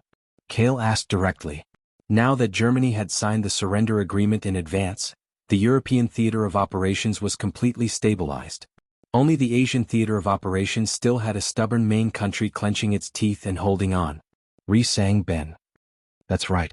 You should know about the Pearl Harbor incident that caused our army to suffer heavy casualties. No matter if it's for justice or for the sake of the people, Nissan is our #1 enemy. Hence, in these 2 years, we have invested more and more naval forces into the Asia war zone. Our army wants to slowly take over Nissan's coastal islands and finally attack Nissan." General Chester sighed as he said this. Cale naturally knew the reason why this 5-star general sighed. The United States Navy had always wanted to attack Nissan's mainland. However, just landing on the various islands in the Nissan coastal region was met with huge resistance from the Japanese army. Large and small battles continued on Nissan's coastal islands. However, the large-scale naval forces were unable to break through, much less attack their mainland. The army on Nissan's side. They worshipped the way of the Bushido and the spirit of the military. Every soldier seems to have been brainwashed, and when they fight they don't care about their lives. Although our soldiers are well equipped and have the advantage in numbers, when we fight against those crazy Japanese soldiers, we win every time. General Chester sighed. "You want me to go over and lead the army to attack Nissan's mainland?" Cale asked straightforwardly. He didn't care about the way of the Bushido. In front of him, there was only the difference between a normal human and a superhero. However, General Chester shook his head. Cale asked again, "You don't believe me?" This time, General Chester smiled and looked straight at Cale. "Your strength has been recognized by Germany. It's the true symbol of the country's conquering and strength." He changed the topic and expressed his own concerns, "But even though you are strong, our soldiers can't take it. With you leading, I believe that within a few months, we will be able to take down Nissan and force them to surrender. However, after this battle, our army will also have to pay a heavy price." Cale thought for a moment. If that's the case, the Soviet Union might have other ideas. Right now, we and our allies are balancing each other. No one can afford to lose too much. General Chester nodded. "Then what mission do you want me to carry out?" Cale was getting more and more curious. General Chester's eyes were complicated. He asked, "What if I ask you to go to Tokyo, Nissan alone to assassinate the emperor?" Crack. The sound of a cup breaking came from Lucy's room on the second floor. General Chester didn't care about it. He stared at Cale with his majestic eyes. Cale smiled faintly. "I see." He paused and said, "If you dare to send me, I will go." As expected of a super soldier. General Chester hesitated and said, I will also announce to the public in advance that I am sending you to Tokyo to carry out the mission of assassinating the emperor. Kale smiled and said, I understand. Assassinating the emperor is just a pretense. You want me to go into Nissan alone to create pressure and crisis and force them to surrender as soon as possible. If he failed, they would only lose a war hero. If he succeeded, they wouldn't lose the military power of the United States in exchange for long-term world peace. Chapter 93. The living room on the first floor of the villa was quiet. The atmosphere was tense and tense. Kale and General Chester looked at each other for a moment. Both of them had their own thoughts and ideals. At this moment, something that was originally connected as one finally showed some cracks. General Chester valued the military strength more than anything else. Even if it put Kale and himself in danger, he would still agree to this decision. Major General Kale, please consider it carefully. General Chester explained slowly, this is not a plan I came up with. This is the best plan that all the generals and officials discussed together this morning. For them, of course, it was the best plan. Kale, who was leaning on the sofa, had a cold expression as he fell into deep thought. General Chester comforted him, don't worry. After you go to Tokyo, I will send armed soldiers to Highland Street to protect your family's safety. At the same time, they would also monitor and control him. Kale narrowed his eyes and put his hands on the back of the sofa. His tone was cold, no problem, I accept this mission. Kale. General Chester was about to say something when Kale interrupted him, Sir, Lucy and I are about to take a nap. Can you please leave? The obvious estrangement made General Chester's face stiffen. He took a deep breath and said, then I'll leave everything to you. The soldiers I brought will be stationed here. When it's time to leave in 2 days, there will be a car to pick you up and take you to the base airport. Take care, I won't see you out. Kale said coldly. General Chester didn't mind. He slowly got up from the sofa and walked out the front door. He stopped at the door and looked up at the blue sky and white clouds outside. He suddenly had the urge to turn around and make up for it. However, his rationality soon won over his emotions and he firmly walked out. Kale, who was sitting on the sofa, was silent. His hand grabbed the air and a white item card was pulled out from the storage area of the card space. It materialized into a Major General's badge that represented glory. Kale didn't even look at the badge and threw it into the trash can. That afternoon, while General Chester, a 5-star general of the U.S. Empire, was mourning and sending off the president's body in front of the White House, he also released an important military message to the media on behalf of the military. Major General Kale, who represented the country's strength, was a super war hero. He would be sent to Tokyo Nissan in the Asia Theater alone to carry out the mission of killing the supreme leader, the Emperor of Japan. When this news was released, the entire country was shocked. The citizens of the United States of America were skeptical about this. Although Kyle's individual strength was unquestionable, sending him to the enemy country alone to kill a leader was undoubtedly an extreme suicide mission. However, on the podium, General Chester clearly stated that Major General Kale had already agreed and accepted this important mission. He said that Kale had the ability and confidence to complete the order, which made the protesting citizens and soldiers speechless. That night, the news quickly spread to the entire world through various channels. It was as if an earthquake had struck the entire world. The entire world was in an uproar. After careful analysis and judgment, any country would think that this single soldier dispatch mission was no longer difficult. It could only be said that it was the result of the U.S. military's momentary insanity and Major General Kyle's personal arrogance. In the Asia Theater, where the flames of war were still raging, Nissan's upper echelons were all ashamed and angry when they heard this news. In their view, the U.S. had sent a large number of ships to invade their own coastal islands in the past few years and had never gained the upper hand. This time they were actually shameless enough to send an agent to threaten the great Emperor of Japan. One man against an entire country? What kind of joke was this? The next morning, the Emperor of Nissan gave a domineering speech at the Tokyo Emperor's mansion. We warmly welcome Major General Kale of the U.S. Empire to play in Tokyo Nissan. When the time comes, our soldiers will teach him some of the essence of Bushido. Before Kale even went out, the two countries were already separated by a vast ocean. The smell of gunpowder was extremely strong.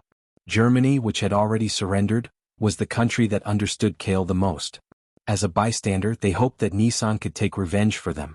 On the other hand, they had an inexplicable gaze of sympathy. The U.S. allies like the Soviet Union and the U.K. watched coldly from the side. They didn't know what the U.S. military and Kale were up to, so they didn't dare to come to a conclusion easily. This was the most unbelievable individual assassination mission in history. Cale's name also officially spread throughout the world. No matter if he was a shooting star that streaked across the night sky or a sun that hung in the universe, he was the most dazzling hero during World War II. New York's main military base, inside the office of the highest commander.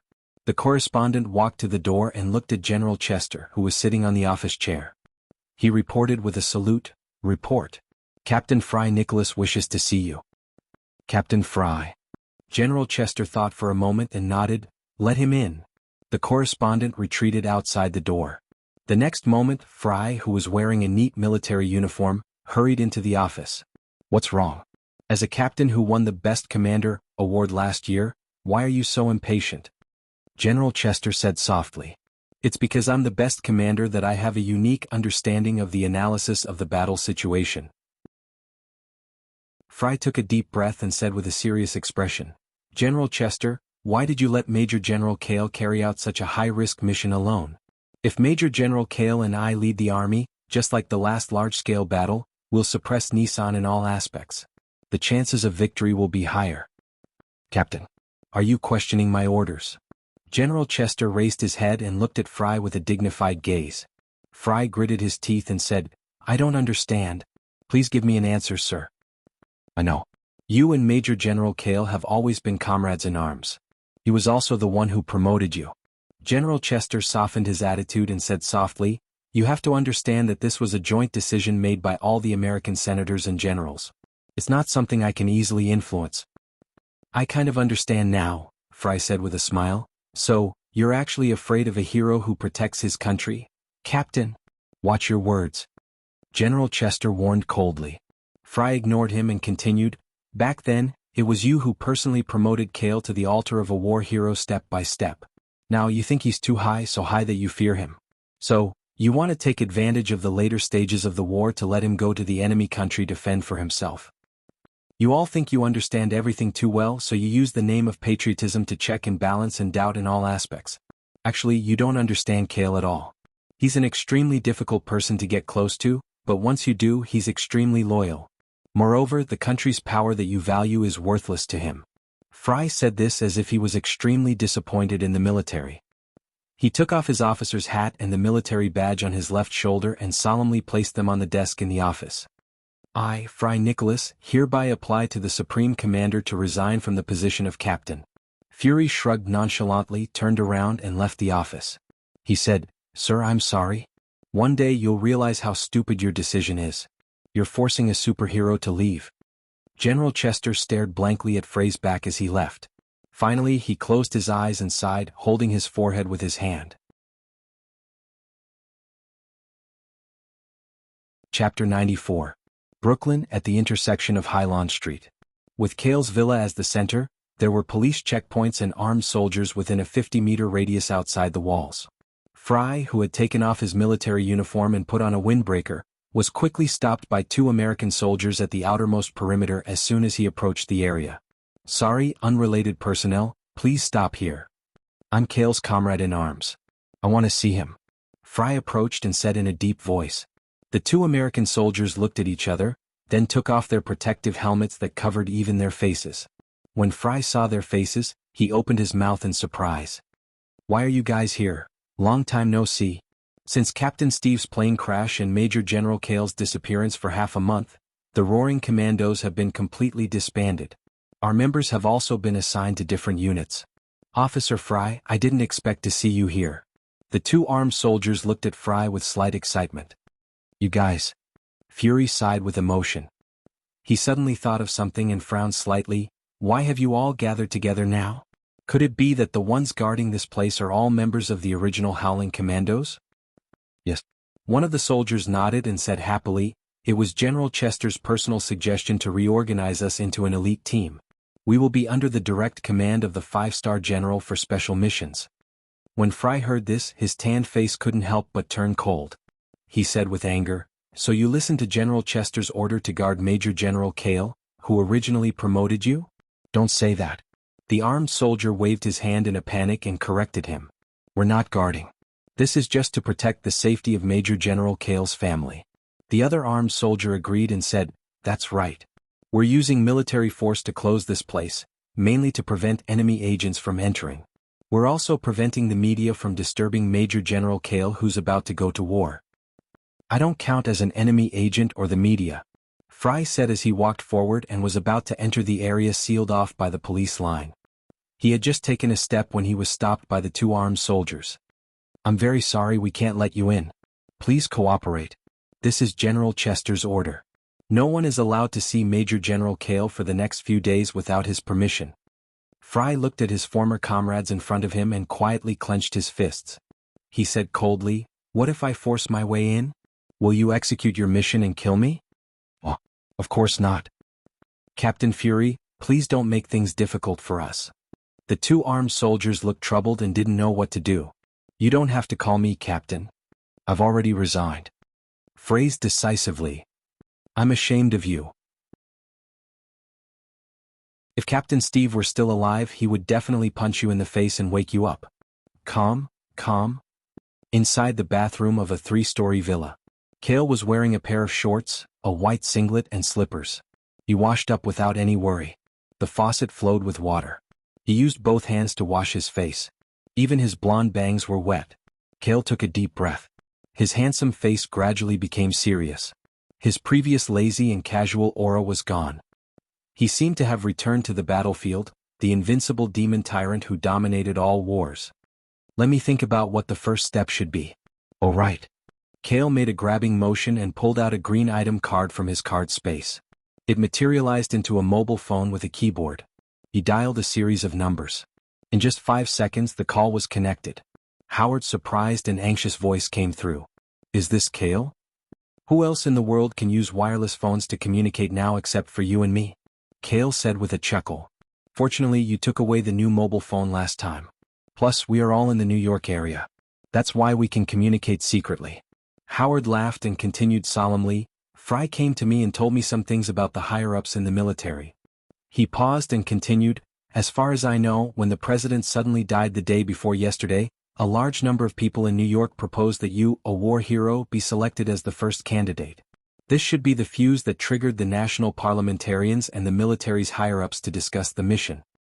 Those higher-ups only made the choice they thought was right when the situation turned," Kale said coldly. He was not surprised by this. Captain America, who could be injured, tired, and had a perfect human physique, was still within the scope of the understanding of the higher-ups in the United States. They thought they could firmly control him. In the battle against Germany, he showed that he could ignore gunfire, was not afraid of bombardment, and shocked tens of thousands of soldiers alone. This was far beyond the current understanding of the higher-ups in the United States. Their vision is still too low and too narrow. They are only limited to the surface of things in the world. It is normal for them to have scruples from the perspective of ordinary people, Kale said indifferently. This era was still too early.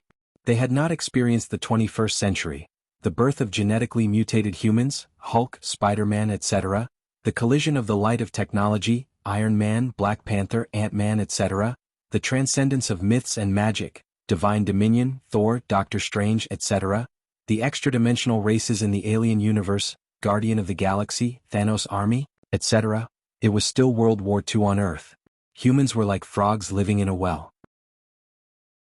They were full of awe of the unknown and full of fear of the strong.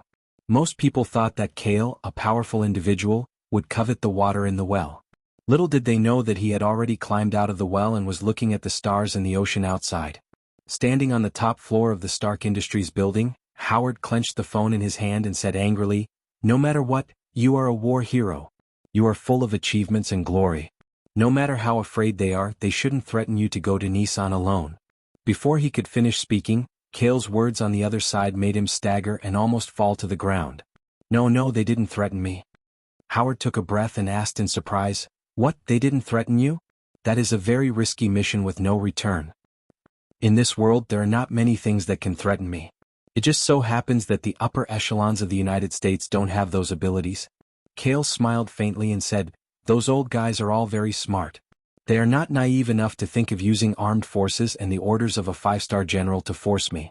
Otherwise, they wouldn't have let the soldiers of the original Roaring Commandos come over to guard it." "Then why did you agree?" On the other end of the phone, Howard was stunned. He still knew that the reorganization and promotion of the Roaring Commandos were not enough to move Kale. Go to Nissan and force them to surrender with the strength of one person and return the world to peace. I personally think it is worth a try. Chapter 95. What did you say? On the other end of the phone, for the first time in his life, Howard felt that his brain wasn't enough. To force Nissan, the powerful and rampant country of World War II, to surrender with the power of a single person. This was probably something that only the legendary gods could barely do. With the power of a mortal side by side with the gods? I can give it a try, it's not dangerous anyway, Kale said confidently. He was really considering this operation. Regardless of the proposal, it was an unrealistic semi-suicidal plan that the UA executives came up with out of fear. But in his opinion, this combat mission wasn't impossible. The Venom suit with gliding, camouflage, concealment and other abilities, a variety of blue auxiliary skills and life-saving cards, and a strong physique far beyond that of ordinary humans, super soldier plus self-healing factor. Kale didn't think that going to Nissan alone was very dangerous. He had been hesitating before, and General Chester thought he was afraid, but he didn't know that he was really thinking about the feasibility of this plan. Howard, didn't you say before that the nuclear weapons that will be completed in nearly a month will be enough to affect the World War? I don't think the threat I bring is much weaker than nuclear weapons. Kale smiled confidently and said to Howard on the other end of the phone, World War II ended early and the world returned to peace. This is also what I personally want to see. You might as well go to Nissan and give it a try. This wasn't for anyone, it was just that the chaos of World War II hindered his future prospects and steps. On the other end of the phone, Howard seemed to understand. After a long silence, he shook his head and sighed. Kale, you really are something. The UA executives thought they had the situation under control and used various methods to persuade Kale to go to Nissan to carry out the mission, disguised as alienation and elimination. But from beginning to end, they ignored a premise, and that was, Kale's strength was far beyond their current apprehension. Kale's vision and intentions were also not what they expected. Since you said so, then I'm relieved. Otherwise, I would have thought that you were going to be sent to Nissan without any preparation. That would have scared me. After Howard let out a sigh of relief, he said playfully, I'm suddenly looking forward to it. If you succeed in ending the World War on your own and come back safe and sound, what kind of expression will the American leaders have? He sighed and said, if you succeed, you will become a god in one battle. In the future, he could rely on his personal prestige to stand at the peak of the United States, or even the entire world, and be respected by tens of thousands of people. You know, I don't care about that. Kale chuckled and said in a serious tone, but there are two things that I want to ask you for help with. Just say it. Howard said straightforwardly. Knowing that his friend was not in danger, he felt a lot more at ease. First thing. After I depart for Nissan, contact Logan and have him come over tonight to pick up Lucy and move her to a safe place. Kale said in a low voice. No matter what, his relationship with the military could not be returned to the past. The American soldiers, even the original members of the Roaring Commandos, were not trustworthy. Okay, I'll inform Logan in time. But the soldiers guarding outside your house. Howard hesitated and didn't continue his sentence. Tell Logan not to kill them. Just teach them a lesson and knock them all out. Kale responded coldly. Those soldiers were only dragged over by the higher-ups of the United States to carry a debt of gratitude. No matter what, they could not be blamed. However, the members of the original Roaring Commandos had nothing to do with him since they accepted General Chester's orders in the past. They would be strangers in the future. That's great. Howard breathed a sigh of relief and asked doubtfully, what's the second thing? Ask Fry to secretly investigate which senior figures of the United States were the first to propose a mission against me. Kale pondered for a moment, and a murderous intent appeared in his blue eyes. I suspect that there are spies of the Hydra organization among them. Hydra organization. Howard took a deep breath when he heard this. The remnants of the Hydra organization, after the Battle of the Alps underground base, paid the price of Captain America's crash and disappearance, and have not been uprooted. And there are spies infiltrating the higher-ups of the United States? The president just died suddenly and you were secretly arranged so soon. I'm afraid that there are really remnants of the Hydra organization among those at the top. Their favorite thing is to sow discord. Howard said to himself, and he was terrified when he thought about it. If you want to completely annihilate the remnants of the Hydra organization, you have to find all the targets. Kale said, just let Fry investigate in secret. Don't alert the enemy. Wait for me to come back. Howard said calmly, "Okay, I know. You must be more careful. When you return in triumph, we'll drink all night." "If you want to drink all night, then you have to practice your alcohol tolerance." Cale finally chuckled and teased, then hung up the phone and turned it into a card that disappeared from his hand. He turned around. He didn't know when Lucy was already standing behind him. Her big eyes were slightly red as she looked forward. "Don't worry, I've taken care of everything. Just wait for me to come back." Cale took Lucy's small hand, hugged the girl's soft body into his arms, and kissed her smooth white forehead. Lucy smiled slightly, opened her lips slightly and said with certainty, "Okay, I'll wait for you." At this time, in the office of the acting Prime Minister of the United States, a middle-aged man with his hands in his trouser pockets paced back and forth uneasily in front of the window. His slender eyes were slightly narrowed, and no one knew what he was thinking. With a knock on the door, a sexy and mature female secretary walked in with a large box and muttered with red lips, "Senator Ivan. These are letters of suggestion sent by the people to the Senate Hall. Basically, they hope that members can reconsider and negotiate the mission arrangement for Major General Cale to go to Nissan. They're so annoying. This has already been unanimously decided by the high-level meeting. What's there to consider?" Ivan glanced at the secretary gloomily and said coldly, "Call General Chester and remind him to send that man out quickly. Don't delay any longer." "Yes." The female secretary put down the box full of letters in the corner. Her long black stockings kicked off her high heels and swayed her hips as she left the office. "Go. Major General of the United States, war hero, humph." Ivan snorted coldly and slammed his fist on the table. "This war hasn't reached the end yet, and we can't say who will win or lose. When my master Schmidt returns, it will be time to unify the earth." Chapter 96. General Chester, the representatives called again to urge us. They said that the publicity on the surface was enough. It's time for Major General Cale to set off. In the Supreme Command office, General Chester stood by the window with his back to the door. After listening to the message from the soldier, he nodded solemnly. "I understand. Then let Captain Fry bring the convoy to pick him up." The communication soldier was stunned and reminded hesitantly, "Have you forgotten? Captain Fry resigned the day before yesterday, and it was you who approved it. He has already left the main base." "I made a mistake." General Chester sighed tiredly and pulled himself together. He said majestically, "Send my special armed convoy to Highland Street to pick him up. After picking him up, drive directly to the main base airport. After the car arrives, don't report to anyone. The transport plane must take off within 10 minutes. We must send Major General Cale safely to Tokyo Nissan." "Yes, sir. I'll arrange it right away." The communication soldier accepted the order and left. The office quieted down again. After a long silence, General Chester's whisper finally sounded in the room. "A hero if he succeeds, a hero if he fails." Half an hour later, 5 bulletproof armored vehicles stopped at the door of an ordinary villa. An elite army formed by dozens of armed soldiers stood neatly in a military posture. They faced the closed main door of the house, patiently and respectfully waiting for something. Creak. After a while, the door opened. A handsome young man with cool blonde hair, wearing a dark night battle suit, a one-handed sword on his back, and an energy pistol on his feet, slowly walked out. The moment his tall and straight figure appeared, the soldiers stationed outside the door, who were originally the Roaring Commandos, and the convoy soldiers who only obeyed the orders of the 5-star general, subconsciously straightened their backs. Their eyes were focused and serious, and they saluted loudly in unison. "Hello, Major General Cale." The man in front of them was a superhero in the territory of the United States. In the eyes of any soldier, he was a benchmark, a symbol, and a legend.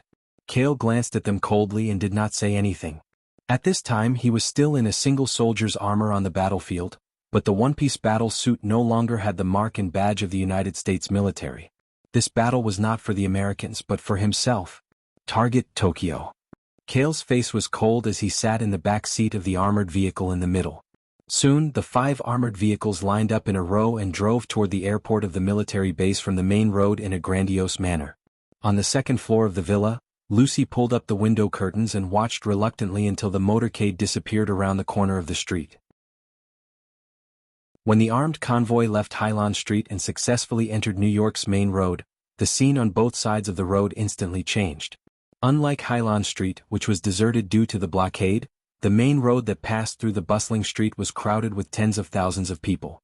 Many of them held up homemade signs and shouted emotionally as they watched the armed convoy pass by. Some were urging them to stay, some were supporting them, and some were praying. Major General Kale. Even though the interior of the modified armored vehicle was bulletproof and soundproof, they could still vaguely hear the shouts of the people on the roadside outside. How did they know that I would depart today? Kale was stunned. He looked out through the protective window and saw countless people on both sides of the road. It was as if half of New York City's people had come to send him off. Not today, but one of these days. The driver was a little hesitant and said, "Since they knew that you were going to Nissan alone and that half of Hylon Street was blocked by military forces, the people have been waiting on the road from Hylon Street to the military base every morning and evening. Why do they have to do this?" Kale was silent as he looked out. The main road was several miles long and passed through several bustling street crossings in New York. However, no matter how long or wide the area was, the sidewalk was filled with people full of anticipation and gratitude. They held up signs and shouted, almost rushing to justice. As a result, a large number of traffic police and police officers were needed every 10 meters. They used police cars and human walls as a protective belt to desperately suppress the exaggerated crowd. Major General Kale, please be sure to return triumphantly. Of course the general will teach the warriors of Nissan a lesson. When you return, the world will be peaceful, countless people shouted from the bottom of their hearts. This time they did not blindly ask for help from the military. Instead, for the first time, they entrusted the grand wish of world peace to one person. As Kale watched and listened, he suddenly realized something. This might be the unique charm of superheroes. Heroes were beyond the rules and regulations of reality. Regardless of whether they met the rigid rules or not, as long as they did righteous acts, they would be loved and respected forever. Heroes could do what people could not, and could not do what people could. His every move would change the pattern of the world and attract the admiration of tens of thousands of people. To a certain extent, superheroes were really the epitome of God in this Marvel world. And God, no matter how much they prayed day and night, it would be useless. Superheroes, on the other hand, could do what people wanted. Unfortunately, I'm only thinking for myself. I don't want to be a superhero revered by tens of thousands of people, Kale whispered to himself, shrugged and closed his eyes, half lying on the soft back seat of the armored vehicle. It was not until the armed convoy drove away from the main road that the cheers of the people subsided. The driver did not dare to stay too long and accelerated the armored vehicle into the military base. The military personnel in the base were already prepared. They set up a police line protection so that the convoy could travel smoothly. They only stopped when they reached the base airport and handed them over to the transport fighter that was ready to set sail. Rather than arranging for personnel to go out for missions, it was more like holding prisoners hostage. Kale's face was slightly cold the whole time. He silently followed the itinerary and boarded the back cabin of the transport fighter under the protection of armed soldiers. A few minutes later, the new transport fighter made by the United States that could travel the furthest and highest distance carried the war hero Kale Adolph and officially took off from the New York military base of the United States. When the fighter disappeared into the high clouds, all the personnel in the New York military base stopped what they were doing and looked at the blue sky with empty hearts. At the same time, Senator Ivan, who received the message near the White House, secretly breathed a sigh of relief. After all, as long as Kale left and entered the enemy country Nissan, he would be half a step into the territory of victory. As for whether Kale could come back, he was not worried at all. Was there a need to ask? No matter how strong a person was, how could he fight against the power of a country? Ivan smiled triumphantly. He locked the office door, took out a telegraph from his safe, and typed out the code words. Chapter 97. Current altitude, 10,080 meters. Flight route normal. In the new transport aircraft, apart from the captain in the pilot's seat, only Kale was in the back seat. The cabin was so quiet that only the soft sounds of various instruments could be heard. Kale sat in his seat and closed his eyes to rest. His mind was in the card space, looking at the close to 1,000 cards in the ability card area. It was said that the poor relied on mutations while the rich relied on technology. Now, regardless of whether it was mutations or technological items, he had them all. However, what he valued the most was his body's physique. His body was his capital. Kale's mind clone looked at the super soldier that was suspended in the middle of the ability card area. This rare blue physique type ability card drawn from Steve could be said to be the cornerstone that allowed his physique genes to surpass that of ordinary people. Super Soldier. This was a genetic modification ability that increased the potential of human physique in all aspects.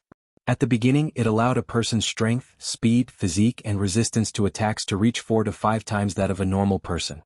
At the peak of the physique, it could even reach the terrifying critical point of 10 times that of a normal person. 10 times that of a normal person, what kind of concept was that? The impact force of an ordinary adult's punch was on average 100 kilograms.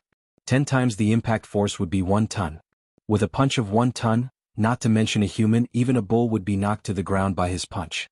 The peak of the super soldier's ability was naturally not increased through the growth of age. Instead, it required a long period of continuous training to control and excavate the potential of one's physique. Steve had obtained the super soldier ability earlier than Kale. However, until the day he crashed, his body's potential was still in the initial stage of excavating. The value was only 5 to 6 times that of a normal person. After all, he had learned military boxing and practiced without rest and sleep.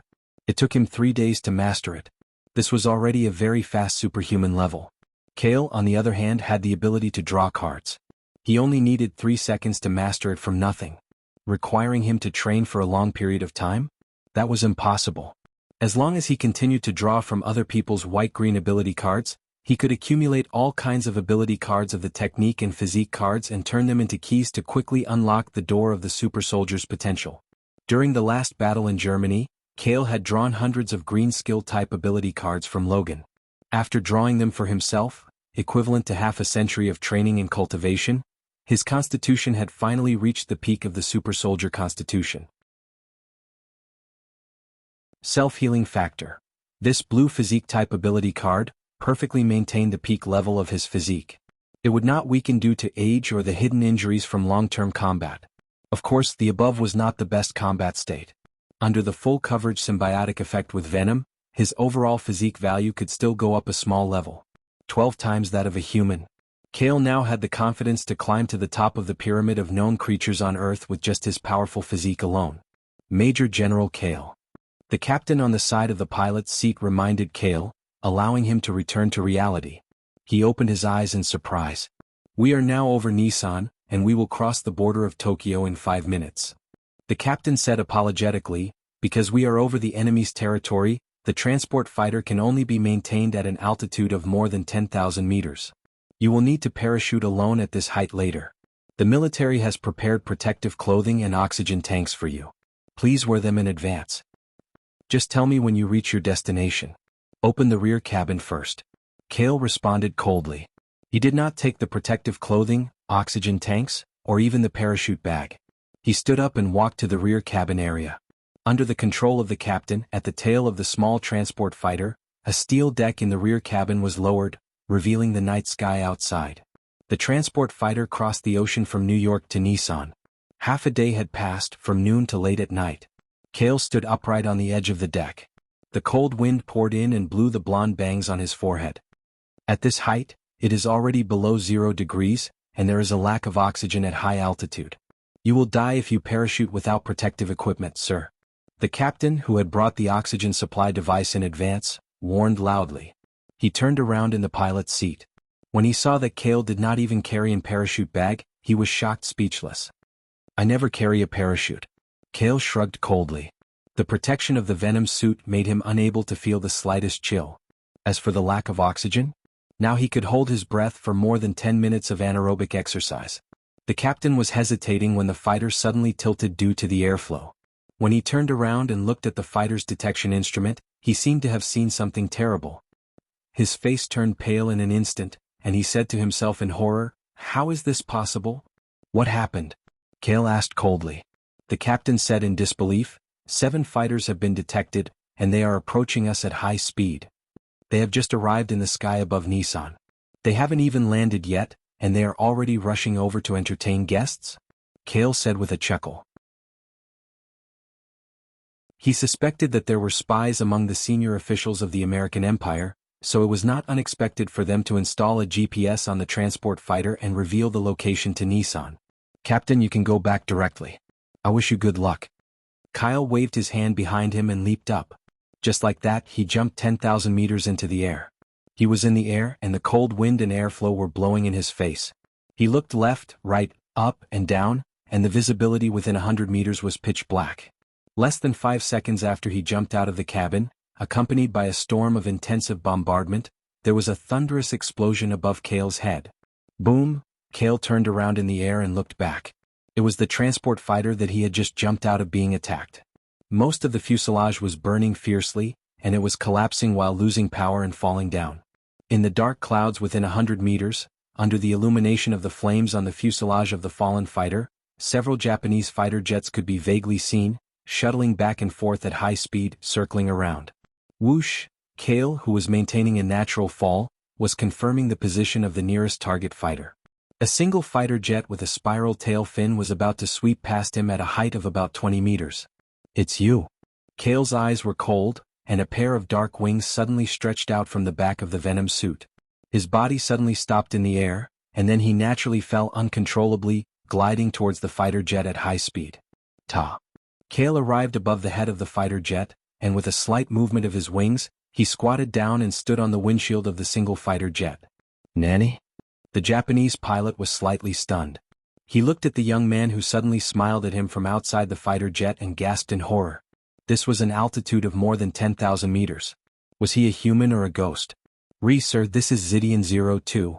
His teeth were chattering, and before he could finish his words, he saw the cold young man clenching his fists and extending 3 dark claws.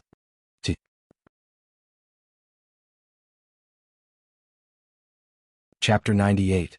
10,000 meters in the night sky, which was above the cumulus clouds and below the ozone layer. This place seemed to be in another vast dimensional space. It was pitch black all around and the wind in the sky howled incessantly. One of the transport fighters was severely damaged. The fuselage of the transport fighter burned into a ball of fire. It was like a small sun falling from the sky. However, not far from it, there was a single fighter that had lost control without anyone noticing. It spun with its head facing the ground and accelerated toward the clouds and the ground below. Successfully destroyed the target transport fighter. Circle down and search. Confirm if there are any enemies forced to land. Reporting. This is Zidian 02. A sudden scream rang out through the communication channel of the fighter jet squad. The next moment, it completely lost all sound and fell silent. The pilot of number 02? What happened on your side? The captain of the elite fighter squad frowned and asked into the walkie-talkie, "Please reply if you hear this. Number 02, please reply immediately if you hear this." Russell. The pilot of number 02, who had been thrown out of the cockpit, naturally couldn't reply. On the connected channel, he could vaguely hear the sound of wind coming from the walkie-talkie. "Captain, the detection device no longer shows the signal of number 02. I think," one of the pilots said.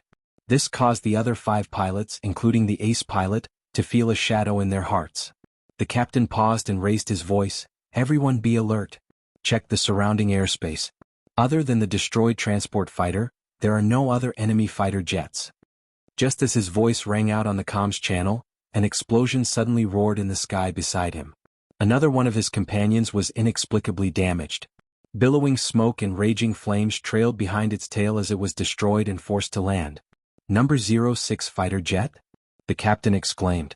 The damaged fighter jet happened to be above him. When it fell straight down, it almost crashed into the fighter jet he was piloting. Fortunately, he was also an ace pilot in the Japanese Air Force. He controlled the fighter jet to increase its speed and flipped to the side, beautifully avoiding this disaster. "Captain, I don't know what attack the rear wing of the fighter jet received. At this height, I'm afraid I'm going to die." The terrified voice of the pilot of number 06 rang out in the communication channel. It became weaker and weaker. "Wait, I think I saw something." He seemed to have seen something before he died. Unfortunately, before he could finish speaking, he was cut off from the communication channel. "Have you discovered any enemy fighter jets? What's going on?" The captain roared angrily, using this to vent the fear in his heart. They had lost 2 fighter jets in a row, and in the end, they didn't even know who the enemy was. As a pilot for more than 10 years, this was the first time he had encountered such a strange thing at an altitude of 10,000 meters. "No, we didn't find any traces of enemy fighters." "Same here. It's too strange. What should we do, Captain?" Hearing the replies of the remaining pilots, the captain said in a deep voice, "Let's gather together and lower the flight altitude." "Yes." The 5 fighter jets reacted quickly and skillfully formed a square formation in the air. One of them was in the middle and lowered its altitude in parallel. Rumble. After the fighter jets collectively descended a few thousand meters, lightning flashed in the clouds below. From time to time, flashing purple lightning arcs illuminated the night sky. Lei Jiyun, you are really unlucky. Something's not right tonight. Since we've successfully destroyed the target transport fighter, why don't we turn back to base? A member suggested uneasily. The rest of the pilots were silent. The captain was slightly moved and was about to agree with this suggestion. At this moment, a member screamed in horror, "Captain! On your fighter jet. There's something." This strange sentence attracted everyone's attention. They subconsciously looked at the fighter jet in the middle of the flying formation. Coincidentally, a huge thunder flashed in the thundercloud below. In a flash, the light illuminated the body of the fighter jet. At the tail of the single fighter jet, a young man in black armor was hunched over. His claws were nailed into the steel shell of the fighter jet, firmly attached to the fighter jet. The strong wind blew his blonde hair into the air. His body seemed to be made of steel under the close-fitting black night battle suit. He looked like a human-shaped demon. How is this possible? Captain, there's someone on your fighter jet. How can it be a human? It must be a monster. The rest of the pilots were shocked. The captain was terrified. He braced himself and looked back. At this time, Kale had already crawled to the cockpit that could only accommodate one person under the strong wind pressure. Kale was expressionless. His left hand sank into the shell of the fighter jet to stabilize his body. His right fist, which was wearing a vibranium arm guard, was raised and suddenly bombarded the protective glass. Under the captain's gaze, the thickened glass started to crack like a spider web from the outside to the inside, with the tip of the fist as the center. Please don't. The captain's face in the cockpit was pale. Kale ignored his pleas and followed up with another punch on the damaged glass. The terrifying impact that could easily reach a ton exploded the broken glass and splashed inside. One of the broken glass flew directly into the captain's wide-open eye, killing him on the spot. The 3rd fighter jet. Kale said in his heart. He stood up and proudly stood on the fighter jet. He held his breath and glanced at the remaining 4 fighter jets on the side. Courtesy demands reciprocity. Since they took the initiative to come to the door, then none of them should think about running away.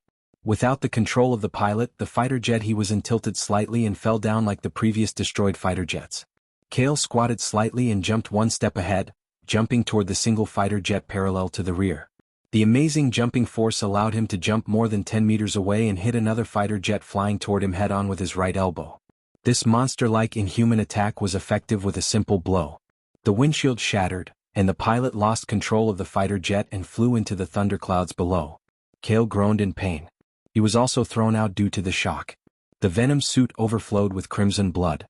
He barely opened the gliding rear wings and hovered at a high altitude. He wiped the blood from the corner of his mouth. The self-healing factor quickly took effect in his body. While suppressing the wound, it continued to heal the surface and internal injuries. In just a few seconds, the injuries on his body that were not serious injuries were completely healed. 3 more fighters. Kale's face was indifferent.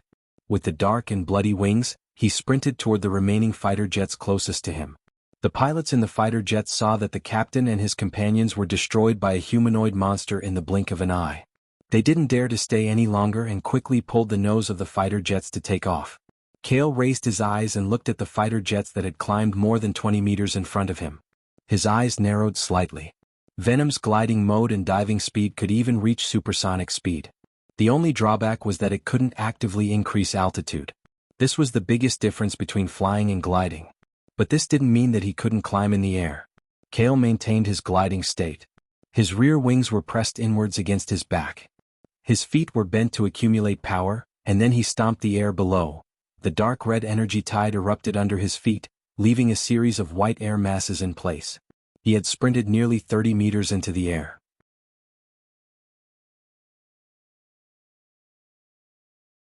Chapter 99. New York's military base, the general's residence. Unlike Nissan, where night had just fallen and the time difference was reversed, New York had just had a night. General Chester took off his uniform and changed into his pajamas. He finally fell asleep with his wife in the early hours of the morning, but he didn't expect to be woken up by a messenger knocking on the door. What's the rush? General Chester was surprised. but he knew there was something important to report. He could only put on an officer's jacket over his pajamas. As soon as he opened the door, the messenger said with a hurried face, "Sir. Last night, Miss Lucy Jane, who was under the protection of the elite team at Highland Street, went missing." "What did you say?" General Chester deeply furrowed his brows and held back his anger as he asked, "What about the armed forces stationed at Highland Street 24 hours a day? What are the soldiers doing? And I was only notified about last night's incident this morning." The messenger replied with a bit of embarrassment, "There are a total of 25 armed soldiers stationed at Highland Street. They were all knocked out last night and were only discovered this morning." They were all knocked out? Could it be that some country or organization invaded? General Chester muttered to himself. The messenger continued, "According to the reports of the soldiers who woke up, the one who knocked them out should be the same person. Very powerful. Nonsense. A person who can take out an armed force without a sound, how can he not be powerful?" General Chester coldly snorted. The first person he thought of was Cale. Perhaps he was the only one who possessed that sort of strength. Could it be that the man didn't reach Nissan but instead turned back halfway? General Chester calmly asked, "What about the transport jet carrying Major General Cale?" "The flight is normal. According to the time, we should be arriving at Tokyo in Nissan soon." The messenger quickly replied, which made General Chester fall into deep thought again. The messenger asked, "Sir, do we need more people to search New York and find Miss Lucy Jane's whereabouts? The guards only knocked her out and didn't kill her. This should be Major General Cale's arrangement." General Chester thought for a bit and sighed helplessly, "Inform the original armed forces stationed at Highland Street and have them search in secret. No matter what, they were lost under our watch. If Major General Cale comes back." At this point he suddenly stopped and didn't continue. That person went to Tokyo Nissan alone. How could he come back? At this moment. At the border of Tokyo Nissan, 6,000 meters in the air. Amidst the thick thunder clouds, 2 Japanese fighter jets were fleeing for their lives. Under the illumination of thunder and lightning, a fighter jet's indicator light dimmed as it tumbled and fell. What the hell? As the ace pilots of the Nissan Air Force, this was the first time they had encountered such a monstrous enemy. Without relying on any weapons, he had destroyed 5 high-performance single-fighter jets by himself.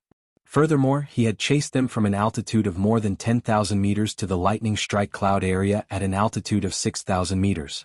At this moment, the pursuit was still ongoing. That's an absolute monster.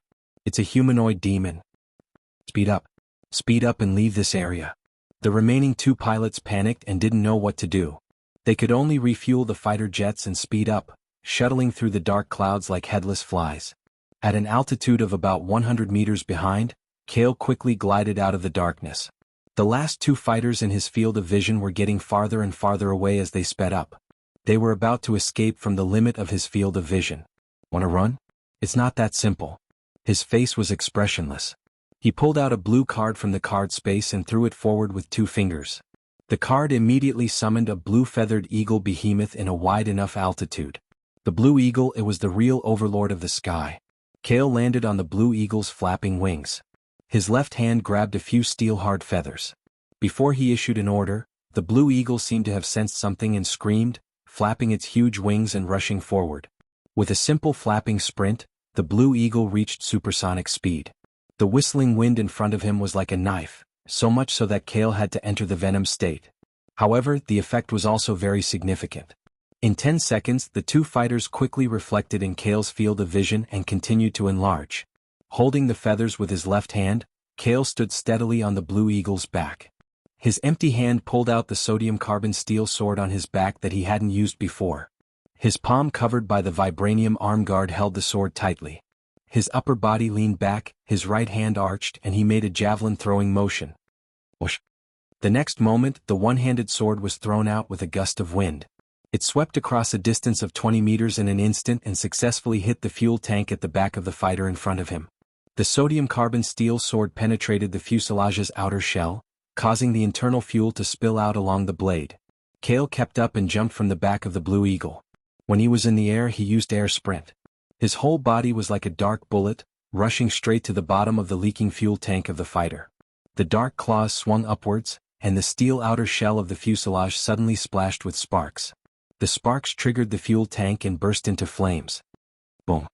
The fighter disintegrated and fell, and Kale's body was blown away by the explosion at close range. Venom was very sensitive, and it ejected a black line outwards, entangling the sodium carbon steel sword that also flew out and retrieving it. The Blue Eagle screeched and swept over the edge of the explosion area, catching Kale, who was affected by the explosion. Kale continued to sit firmly on the feathers. Even with his inhuman physique, the explosion also effectively burned the Venom suit protection on his left hand and the skin on his arm. It looked bloody. But soon the skin healed at a speed visible to the naked eye, and Venom also followed the rhythm and repaired the damaged part of the suit. This was what made Kyle so frightening. He already had an abnormal super soldier physique. Coupled with his self-healing ability, he could do whatever he wanted in battle. He could disregard his own injuries and unleash superhuman attacks with all his might. It is not an exaggeration to describe him as a monster. There is one more fighter. Kale was indifferent and ruthless. He looked like a killing god under the full coverage of the Venom suit. He did not intend to let go of the enemy who attacked him tonight. Next, the Blue Eagle took him to catch up with the last fighter. In less than 10 seconds, the fighter crashed without a pilot. 5 minutes later, thousands of meters above the Tokyo border of Nissan, the Blue Eagle gently flapped its wings and hovered in the air. Kale was sitting on its back, panting slightly, and holding a Nippon pilot in his left hand.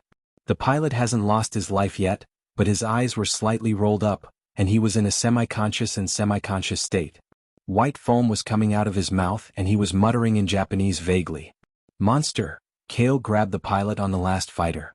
He wanted to torture Nissan's military information, but he didn't expect the other party to be so useless. He was scared to death before he even started. "Then there is no point in keeping you."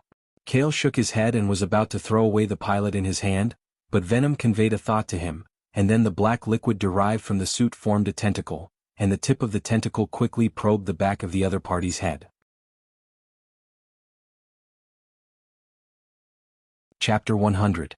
What was transmitted to his mind was not fragmented and messy memory fragments, but more like the essence of information intercepted from other people's memory sponge after careful selection. Memory search? Kale was extremely shocked as he didn't expect Venom's auxiliary talent to have made another breakthrough. Venom was like a child, conveying its excitement. It told him that this was just using the symbiotic characteristics of its own race to temporarily attach part of its body to the skull of a weak life form, and the dominant, sharing intercepted the memory data of that life form. This is no longer a simple symbiosis.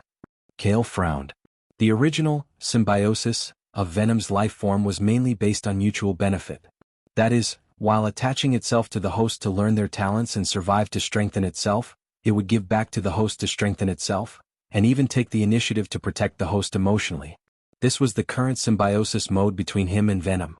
Because he was the dominant host, Venom couldn't even affect his left and right consciousness and actively read his thoughts, let alone intercept brain memories.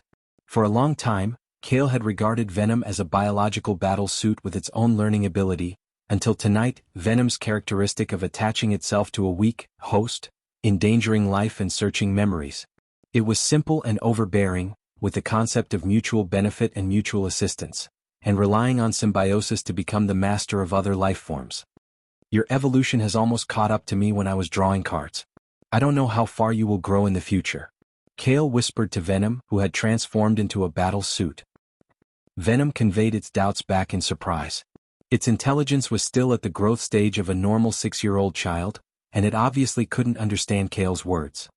"One day you will understand," Kale said with a smile. As the card master, he wasn't afraid that Venom would betray and harm him in the future. Moreover, as long as he could maintain a strong lead, he could permanently be the master in the symbiosis mode, and Venom wouldn't be able to force him to give in. The increase in Venom's growth characteristics was more beneficial than harmful to him.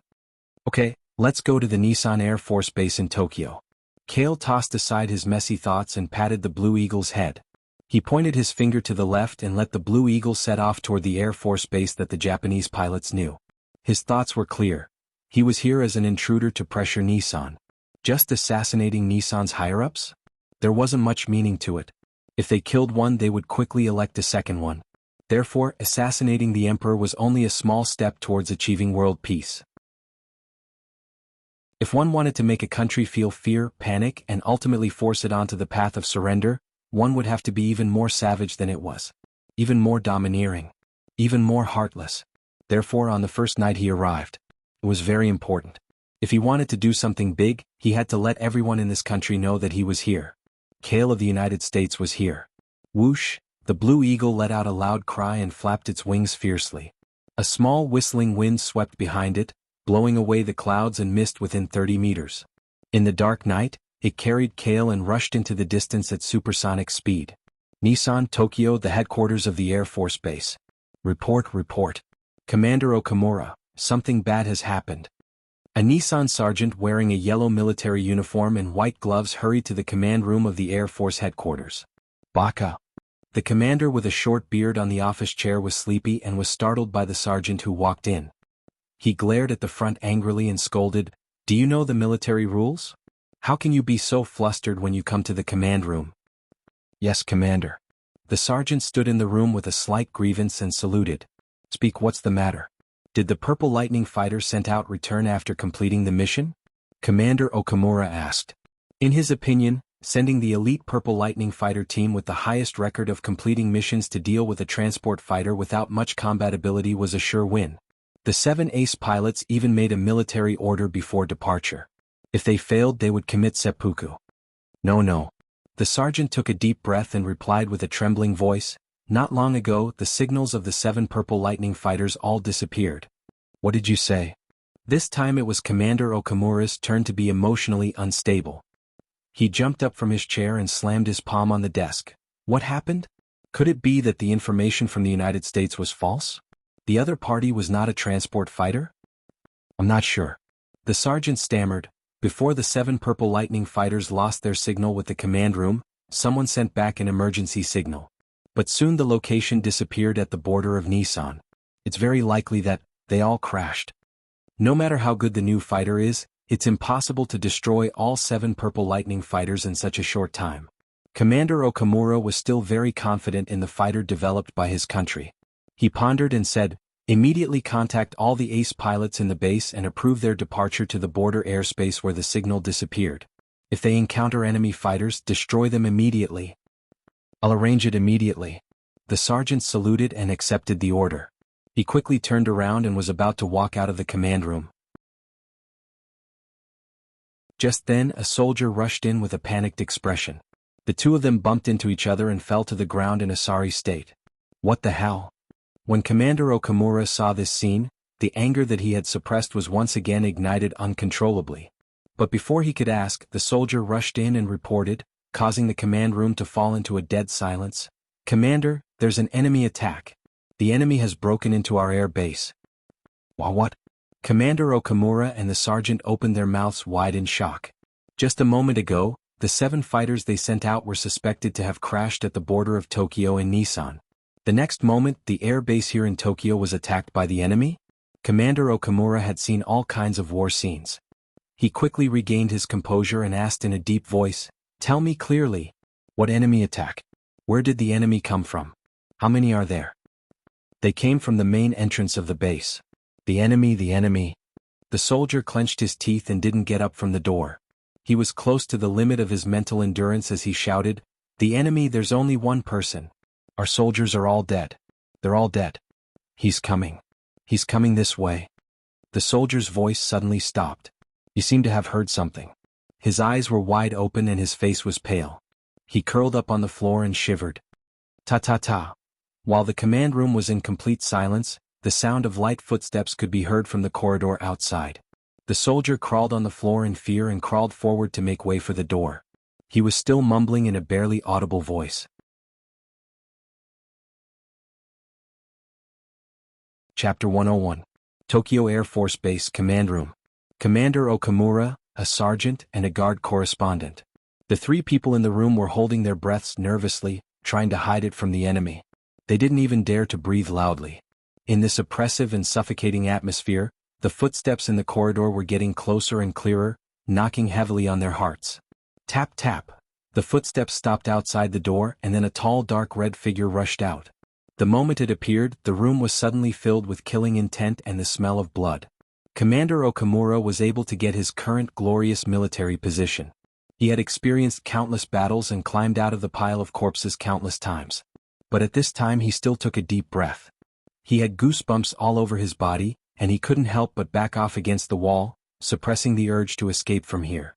The enemy standing at the door couldn't be simply described as a human at all, it was clearly a humanoid monster. Its scarlet and slender eyes were cold and indifferent. Its tough and dark horny skin was stained with blood. Its perfect muscles gave off a dangerous aura of wildness and power. Its fists were extended with dark claws that were as sharp as those of a wolf beast. Such a humanoid monster slowly walked into the room. The biological aura that was full of killing and tyrannical aesthetics made people unable to have any thoughts of fighting against it. It was like a bird seeing a falcon. The difference between the two was a difference of a few levels in the biological pyramid. "Sure enough, you're here." The demon-like humanoid monster grinned and spoke fluent Japanese in a hoarse voice. Its scarlet eyes stared at Commander Okamura in the room. Commander Okamura was even more shocked as he gasped for breath. He put his hands on the desk to hide his weak legs and asked in horror, What kind of monster are you?" "Commander, didn't you send 7 fighter jets to kill me?"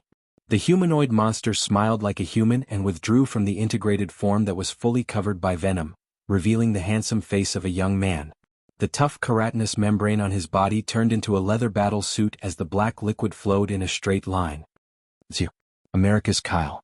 Commander Okamura was in disbelief as he stared at Kyle, who had returned to his normal appearance.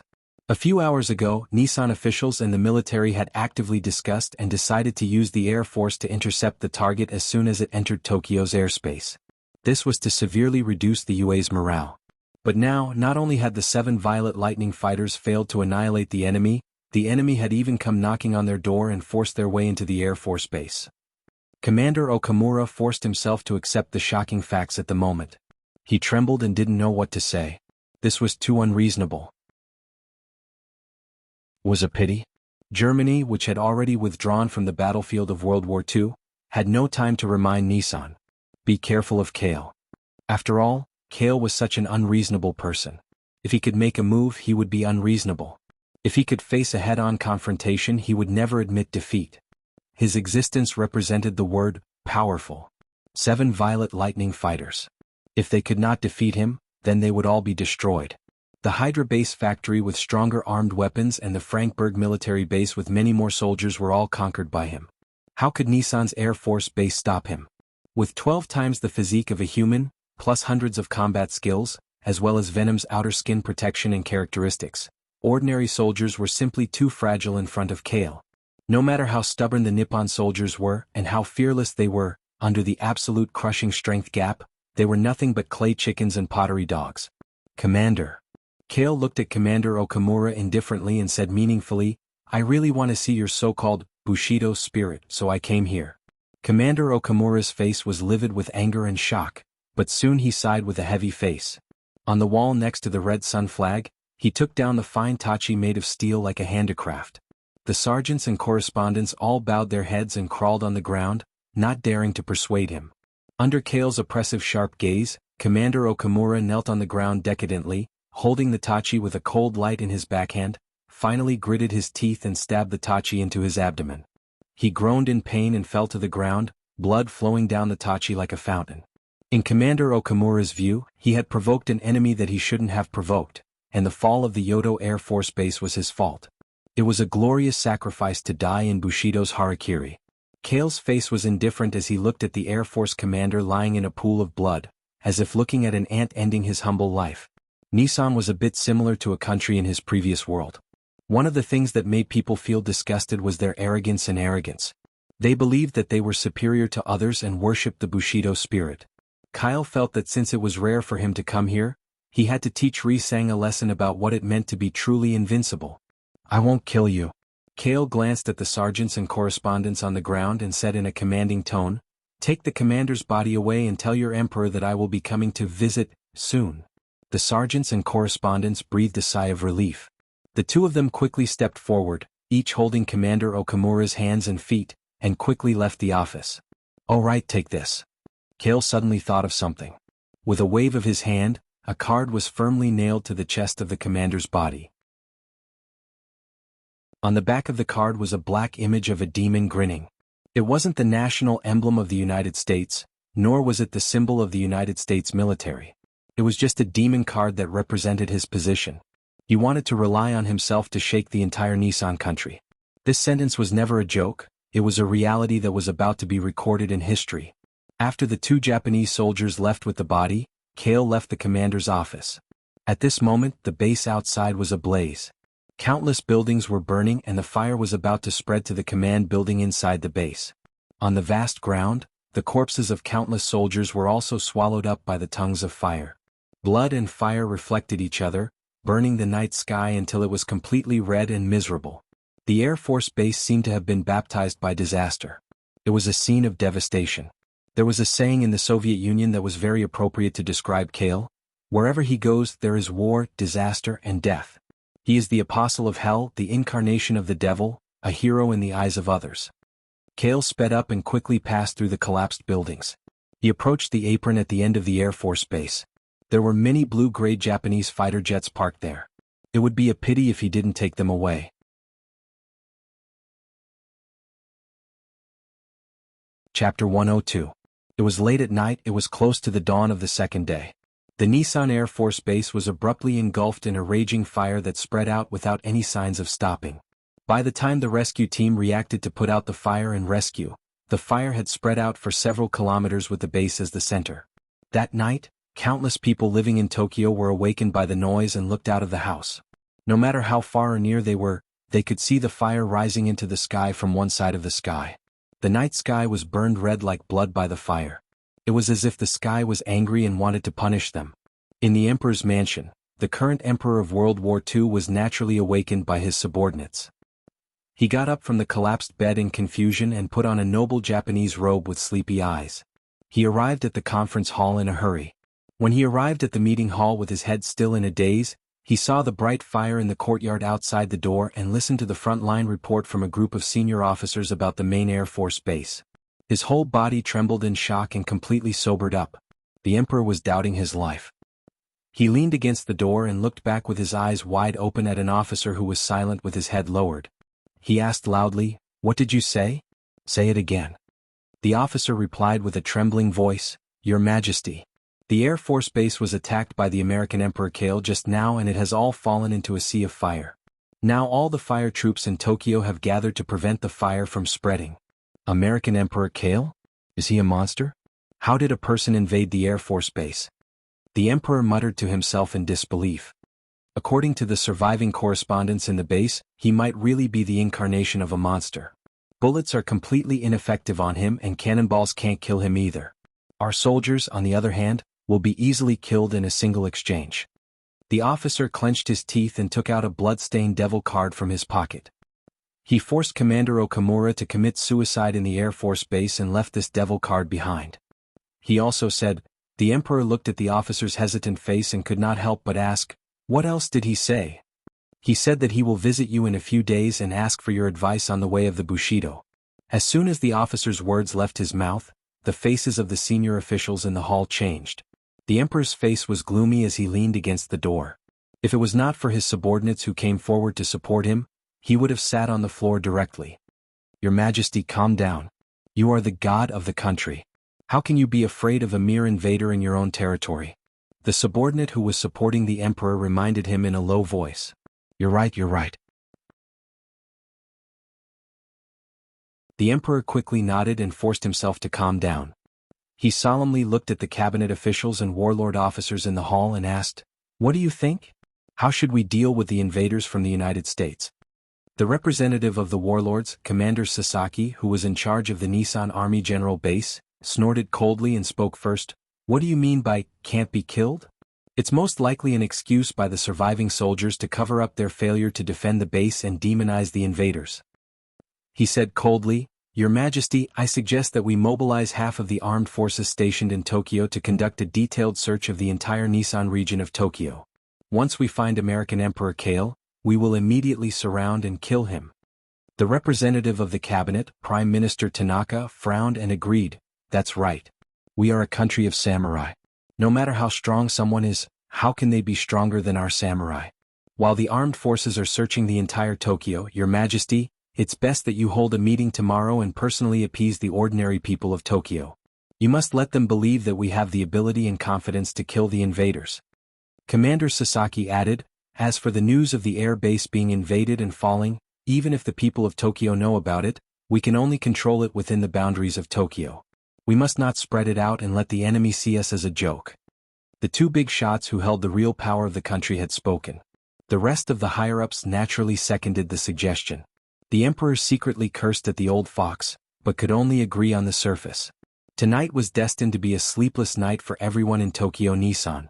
And this was only the beginning of the prelude. The real show had yet to begin. The next morning, America's Kyle has attacked the main Air Force base and turned it into a scorched land. This news was too important. It was like throwing a mine into a fish pond. No matter how the higher-ups tried to control and appease, the relevant comments and information still spread like wildfire. Unkillable monster, American Emperor Devil, the war maniac who dominates Frankfurt. Within a few hours, almost all the people in Tokyo Nissan were discussing such topics in panic. The name, American Emperor Kale, lingered in everyone's heart like a nightmare fog. The emperor had no choice but to appear in the emperor's mansion, which had been strengthened by 5 times, and make a speech in the name of God, stating that the invaders would be dealt with as soon as possible, in order to forcibly appease the emotions of the people of Tokyo. The ordinary people were terrified, and the armed soldiers carefully searched the city. On the other hand, some of the pretentious samurai Ronin in Nissan were eager to make a move. They rushed to Tokyo excitedly, wanting to take this opportunity to kill Kale and become famous. At the same time, Tokyo, Kurabai District, Shinto Intentionless Schools Dojo. Kale, who was slightly disguised in Venom's appearance, arrived at the road in front of the dojo and stopped, looking up slightly. The kendo dojo in front of him covered a wide area, with more than a dozen Nissan buildings stacked on top of each other. The main dojo was as large as a modern gymnasium and could accommodate almost 1,000 people to practice kendo together. Kale stood straight on the road, coldly glancing at the magnificent kendo dojo, and a faint smile appeared on the corner of his mouth. Nissan Samurai Dojo. The origin can't be traced back to when, but it was popularized in the Edo period, when the shogunate recruited samurai, and the samurai respected the spirit. Nissan's samurai majored in kendo, which was the killing technique.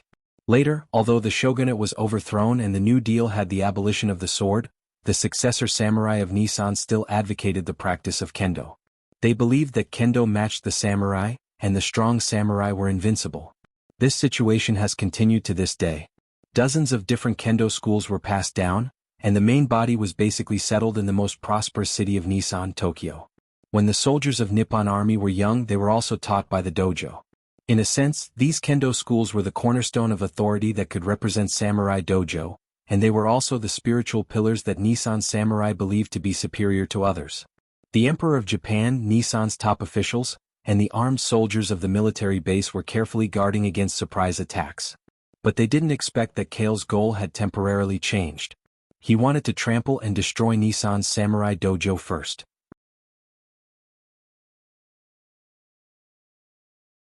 Chapter 103. The Kendo Dojo is not open to the public recently, please don't come near. Who's there? Do you have an invitation? When Kale approached the magnificent main entrance of the Kendo Dojo, his black battle suit was particularly eye-catching. The 2 young men in white kimonos with wooden long swords guarding the entrance took a step forward and raised their hands to block him as they alerted him. Tell your dojo master, Kale smiled faintly and did not stop walking up the steps as he said calmly, tell him. Kale from the United States is here to challenge him. Kale from the United States? The 2 young men sucked in a breath of cold air and looked at each other. Both of their faces were full of horror. After all, he was the man who caused the entire Tokyo to experience a magnitude 10 earthquake in just one night, causing the entire country to panic as if they were facing a formidable enemy. He was the man who was said to be the devil. The Emperor of Nissan had publicly condemned his crime last night in his mansion, and countless armed soldiers were conducting a comprehensive search in the Tokyo city. In the end, such an uninvited guest came to their kendo dojo? Kale maintained a calm pace. Every time he took a step forward, the 2 young men would take a few steps back. By the time he reached the main entrance, the guards had already rushed into the dojo in a panic and exclaimed as they walked. It's Kale from the United States. He's here.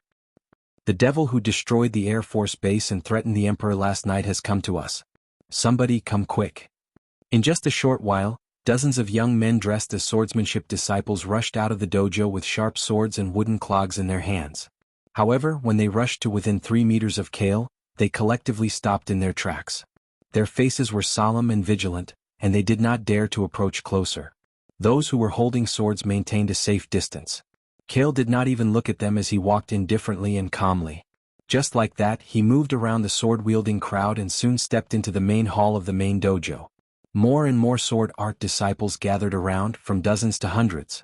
They surrounded Kale from both inside and outside, but no one made a move. Fortunately, the hall of the dojo was spacious enough to accommodate hundreds of people practicing swordsmanship at the same time. The wooden floor was as clean as new, and the inner walls were equipped with shelves for practicing wooden swords. In the middle was a huge plaque written in ink. Divine Tao Thought Less School as one of the cornerstones of Bushido, Shinto Ninen Ryu, which mastered high-end swordsmanship, could be ranked in the top 10 of the kendo schools passed down by Nissan. Although it was not the strongest in the industry, it was the authority of the kendo school with the most disciples. Now that it was a time of war, there were more than 100 inner disciples in the dojo. Get out of the way and let the challenger in. Surrounded by a group of people, Kale walked into the hall of the dojo. Before he could take a closer look at the situation inside, an old but vigorous voice came from the hall. Hundreds of sword art disciples dressed in white kimono heard the voice and respectfully and silently dispersed, leaving enough spacious and ample space. At this time, Kale finally saw the scene inside. He saw an old man in a kendo suit sitting in the center of the floor of the main hall, and a beautiful woman in a kimono sitting on the side. "You are the current kendo dojo master of the Divine Tao Thought Less School?" Kale bowed his head and looked down, obviously showing a disappointed expression, which made the surrounding hundreds of sword art disciples angry. This intruder was really too rampant. Who in Tokyo Nissan did not know the sword elder, old but not old, a grandmaster of swordsmanship?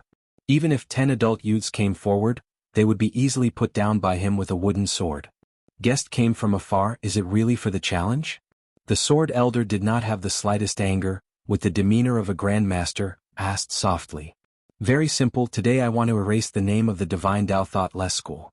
Of course, you are only the first, Nissan Tokyo has more than 40 Bushido schools, I will also eliminate them." Kale said with a shrug as if doing a very easy and ordinary thing. "Guest's murderous aura is very strong, and your tone is also not small." The sword elder waved his hand, and the woman next to him understood his meaning. She elegantly got up and took a scabbard tachi from the shelf below the plaque, and sent it to his side. Kale did not stop her, he wanted to see the level of swordsmanship that Nissan praised and passed down. The sword elder slowly got up, and the sharp tachi was unsheathed, shining with cold light. He pointed it at Kale. "You are an outsider who invaded our country, a challenger of the dojo. First you threatened the emperor, and now you want to destroy the sword art school that has been passed down for hundreds of years. Since you came, don't think about leaving here." Kale did not hear the threat as he swept his eyes over the 100 sword art disciples and suggested, "Why don't you all come at me together?" The sword elder paused, both of his hands clenched the tachi's hilt, and his slender deep eyes carried a cold light. "Are you looking down on me?" Kale shook his head and explained, "I am not just looking down on you, I am looking down on everyone here." When these words were said, the 100 sword art disciples in the hall were so angry that they almost rushed over with their swords. The reason they did not rush out was because the sword elder could not help but make a move. The sword elder could only be seen sprinting forward. His speed was even faster than a healthy youth's. When he was 3 meters away from Kale, he leaped forward. While he was in the air, he raised both of his hands and fiercely chopped down with his tachi. The sharp blade drew a semicircle, and he wanted to cut Kale from the top of his head down into 2 halves. The sword elder's speed was too fast, and the smooth movement of his sword was even more neat, which made all of the disciples in the hall cry out in excitement. The kimono woman also had a smile on her face. Indeed, Kale did not move at all, as if he was scared stiff by the sword elder's sword attack, and did not have any intention of dodging the tachi. The sword art disciples watched, and in their minds they could almost imagine the scene of the opponent's body being cut into 2 halves, and the blood and organs spilling onto the ground. Under everyone's expectant gaze, the sword elder's tachi chopped down with a cold light, and at the moment before it touched Kale's body, his right hand shot out like lightning, and his thumb and index finger pinched the tip of the sword. The tachi fell on the vibranium armguard and the venom vest's right hand, but there was not even a single sound. The incomparably sharp chopping just a second ago was strangely and steadily stopped. Empty-handed tachi? No, this was a scene that surpassed thousands of techniques. The sword art disciples were all stunned, and the hall was so silent that you could hear a pin drop. The one who was even more shocked was the sword elder. He looked incredulously at the right hand that caught his tachi, and with shame and fear, he tightly gripped the hilt of his sword. He used all of his strength, but he was still unable to pull the tachi away from Kale's hand. How did you do it? The sword elder let go of the tachi in horror. It must be known that he had practiced high-speed chopping for dozens of years, and could even easily chop down a big tree, but now he was unable to shake the man in front of him. A frog at the bottom of a well. Kale indifferently said in Japanese. He already understood that the so-called sword elder only had a rare green ability card, True Divine Way of the Void Swordsmanship Mastery. Moreover, in the 3 seconds that he spoke, he had already taken the card from the sword elder's body. It's my turn. Kale whispered and punched out with his right fist. The fist carried a strong wind pressure, and it quickly fell on the sword elder's thin body. A fist that was 12 times stronger than a human's. Bang!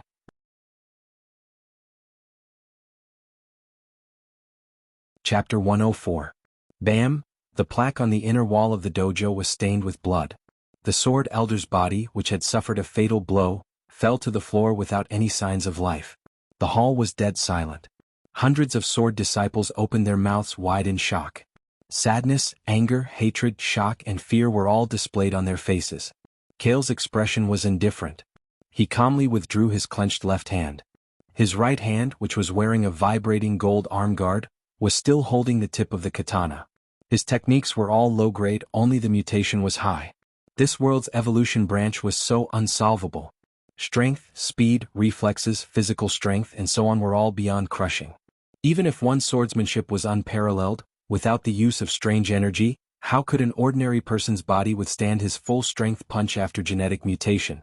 Only the world's hidden magic, the alien race's talent, and the future black technology of the 21st century might be able to surpass his current mutation and evolution progress. The Alpha Centauri's mage organization was aimed at protecting the Earth. The Black Panther Nation was in seclusion. The invasion of the outer space races and gods had not yet arrived. The 21st century was still more than 50 years away. When the tiger is absent, the monkey will be king. In this World War II era, Kale dared to act arrogantly and challenge anyone who was not convinced. In the hall of the dojo, the kimono woman stared blankly at the tragic death of the sword elder. Her beautiful eyes were filled with hatred and resentment. She suddenly snatched the sword from the hands of a sword disciple beside her and rushed crazily towards Kale. Kale turned around indifferently. He flicked his right wrist and the katana in his hand shot out. It quickly pierced through the woman's chest. The hilt went straight into her body and dragged her back until she was nailed to the door of the hall. Sword elder. Senior sister. The remaining hundreds of sword disciples in the dojo were furious. They could no longer hold back the grief and anger in their hearts. They held their swords and rushed towards Kale in the middle of the hall. Wouldn't it have been fine if you had all attacked together? Kale shrugged. The liquid black silk of the venom suit formed a protective hood around his neck. His scarlet eyes flashed like a mask. His clenched fists each stretched out faint dark claws. Venom completely covered state. Claw mode.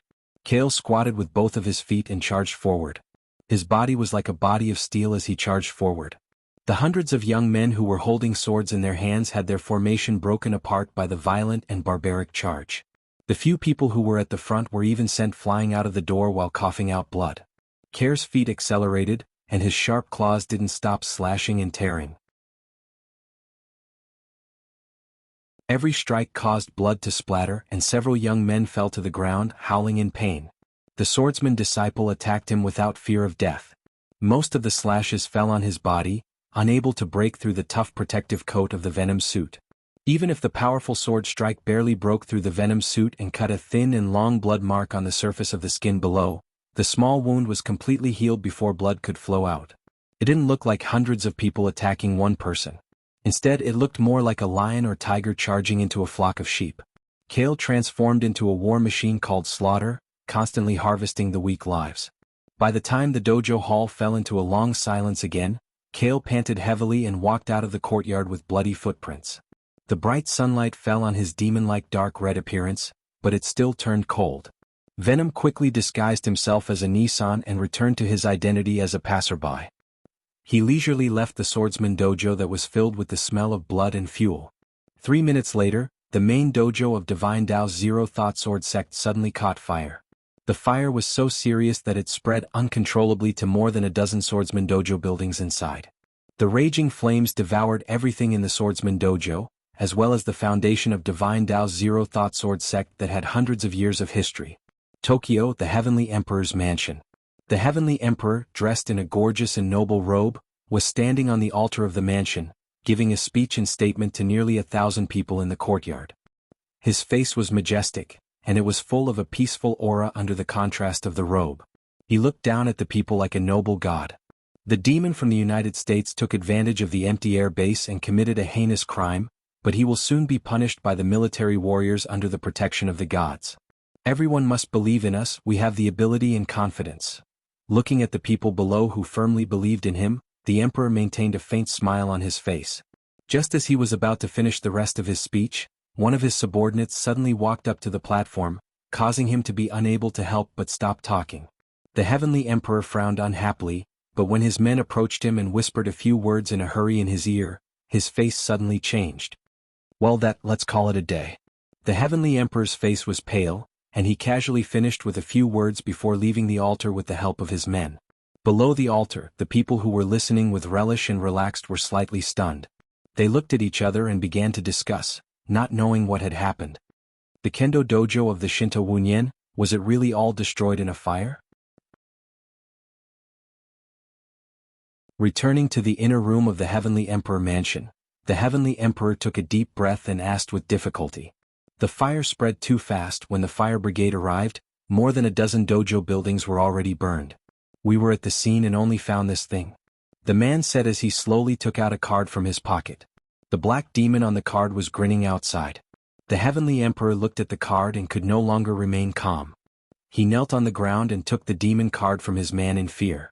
He also took out the card with the same demon pattern on the back of the card from his own body. The format and pattern of the two demon cards were the same, and the material seemed to be iron metal, so it was not destroyed in the fire. The pattern on the front of the demon card was a square brick and a plum blossom. He is declaring war on our country alone. Is he going to play all 54 cards? The Heavenly Emperor said while gritting his teeth. Your Majesty. The man sighed. You go and inform Commander Sasaki. Allow him to send out all the armed forces in Nissan Tokyo. We must fight back. The Heavenly Emperor quietly clenched his fists and said coldly after making a decision. Also, let the ninja organization protecting the Heavenly Emperor mansion move. My safety is secondary and killing that man is my primary goal. Your Majesty, you can't. Your safety is the most important thing. The man tried to persuade him. The Heavenly Emperor shook his head and said, no need to say more. When he plays all 54 cards, our Nissan country will not be a country anymore. What's the use of having the Heavenly Emperor and gods? His purpose is actually... The man hesitated and did not continue. We are a strong warrior country. How can we bow down to him? The Heavenly Emperor stared at him and waved his sleeves and said firmly.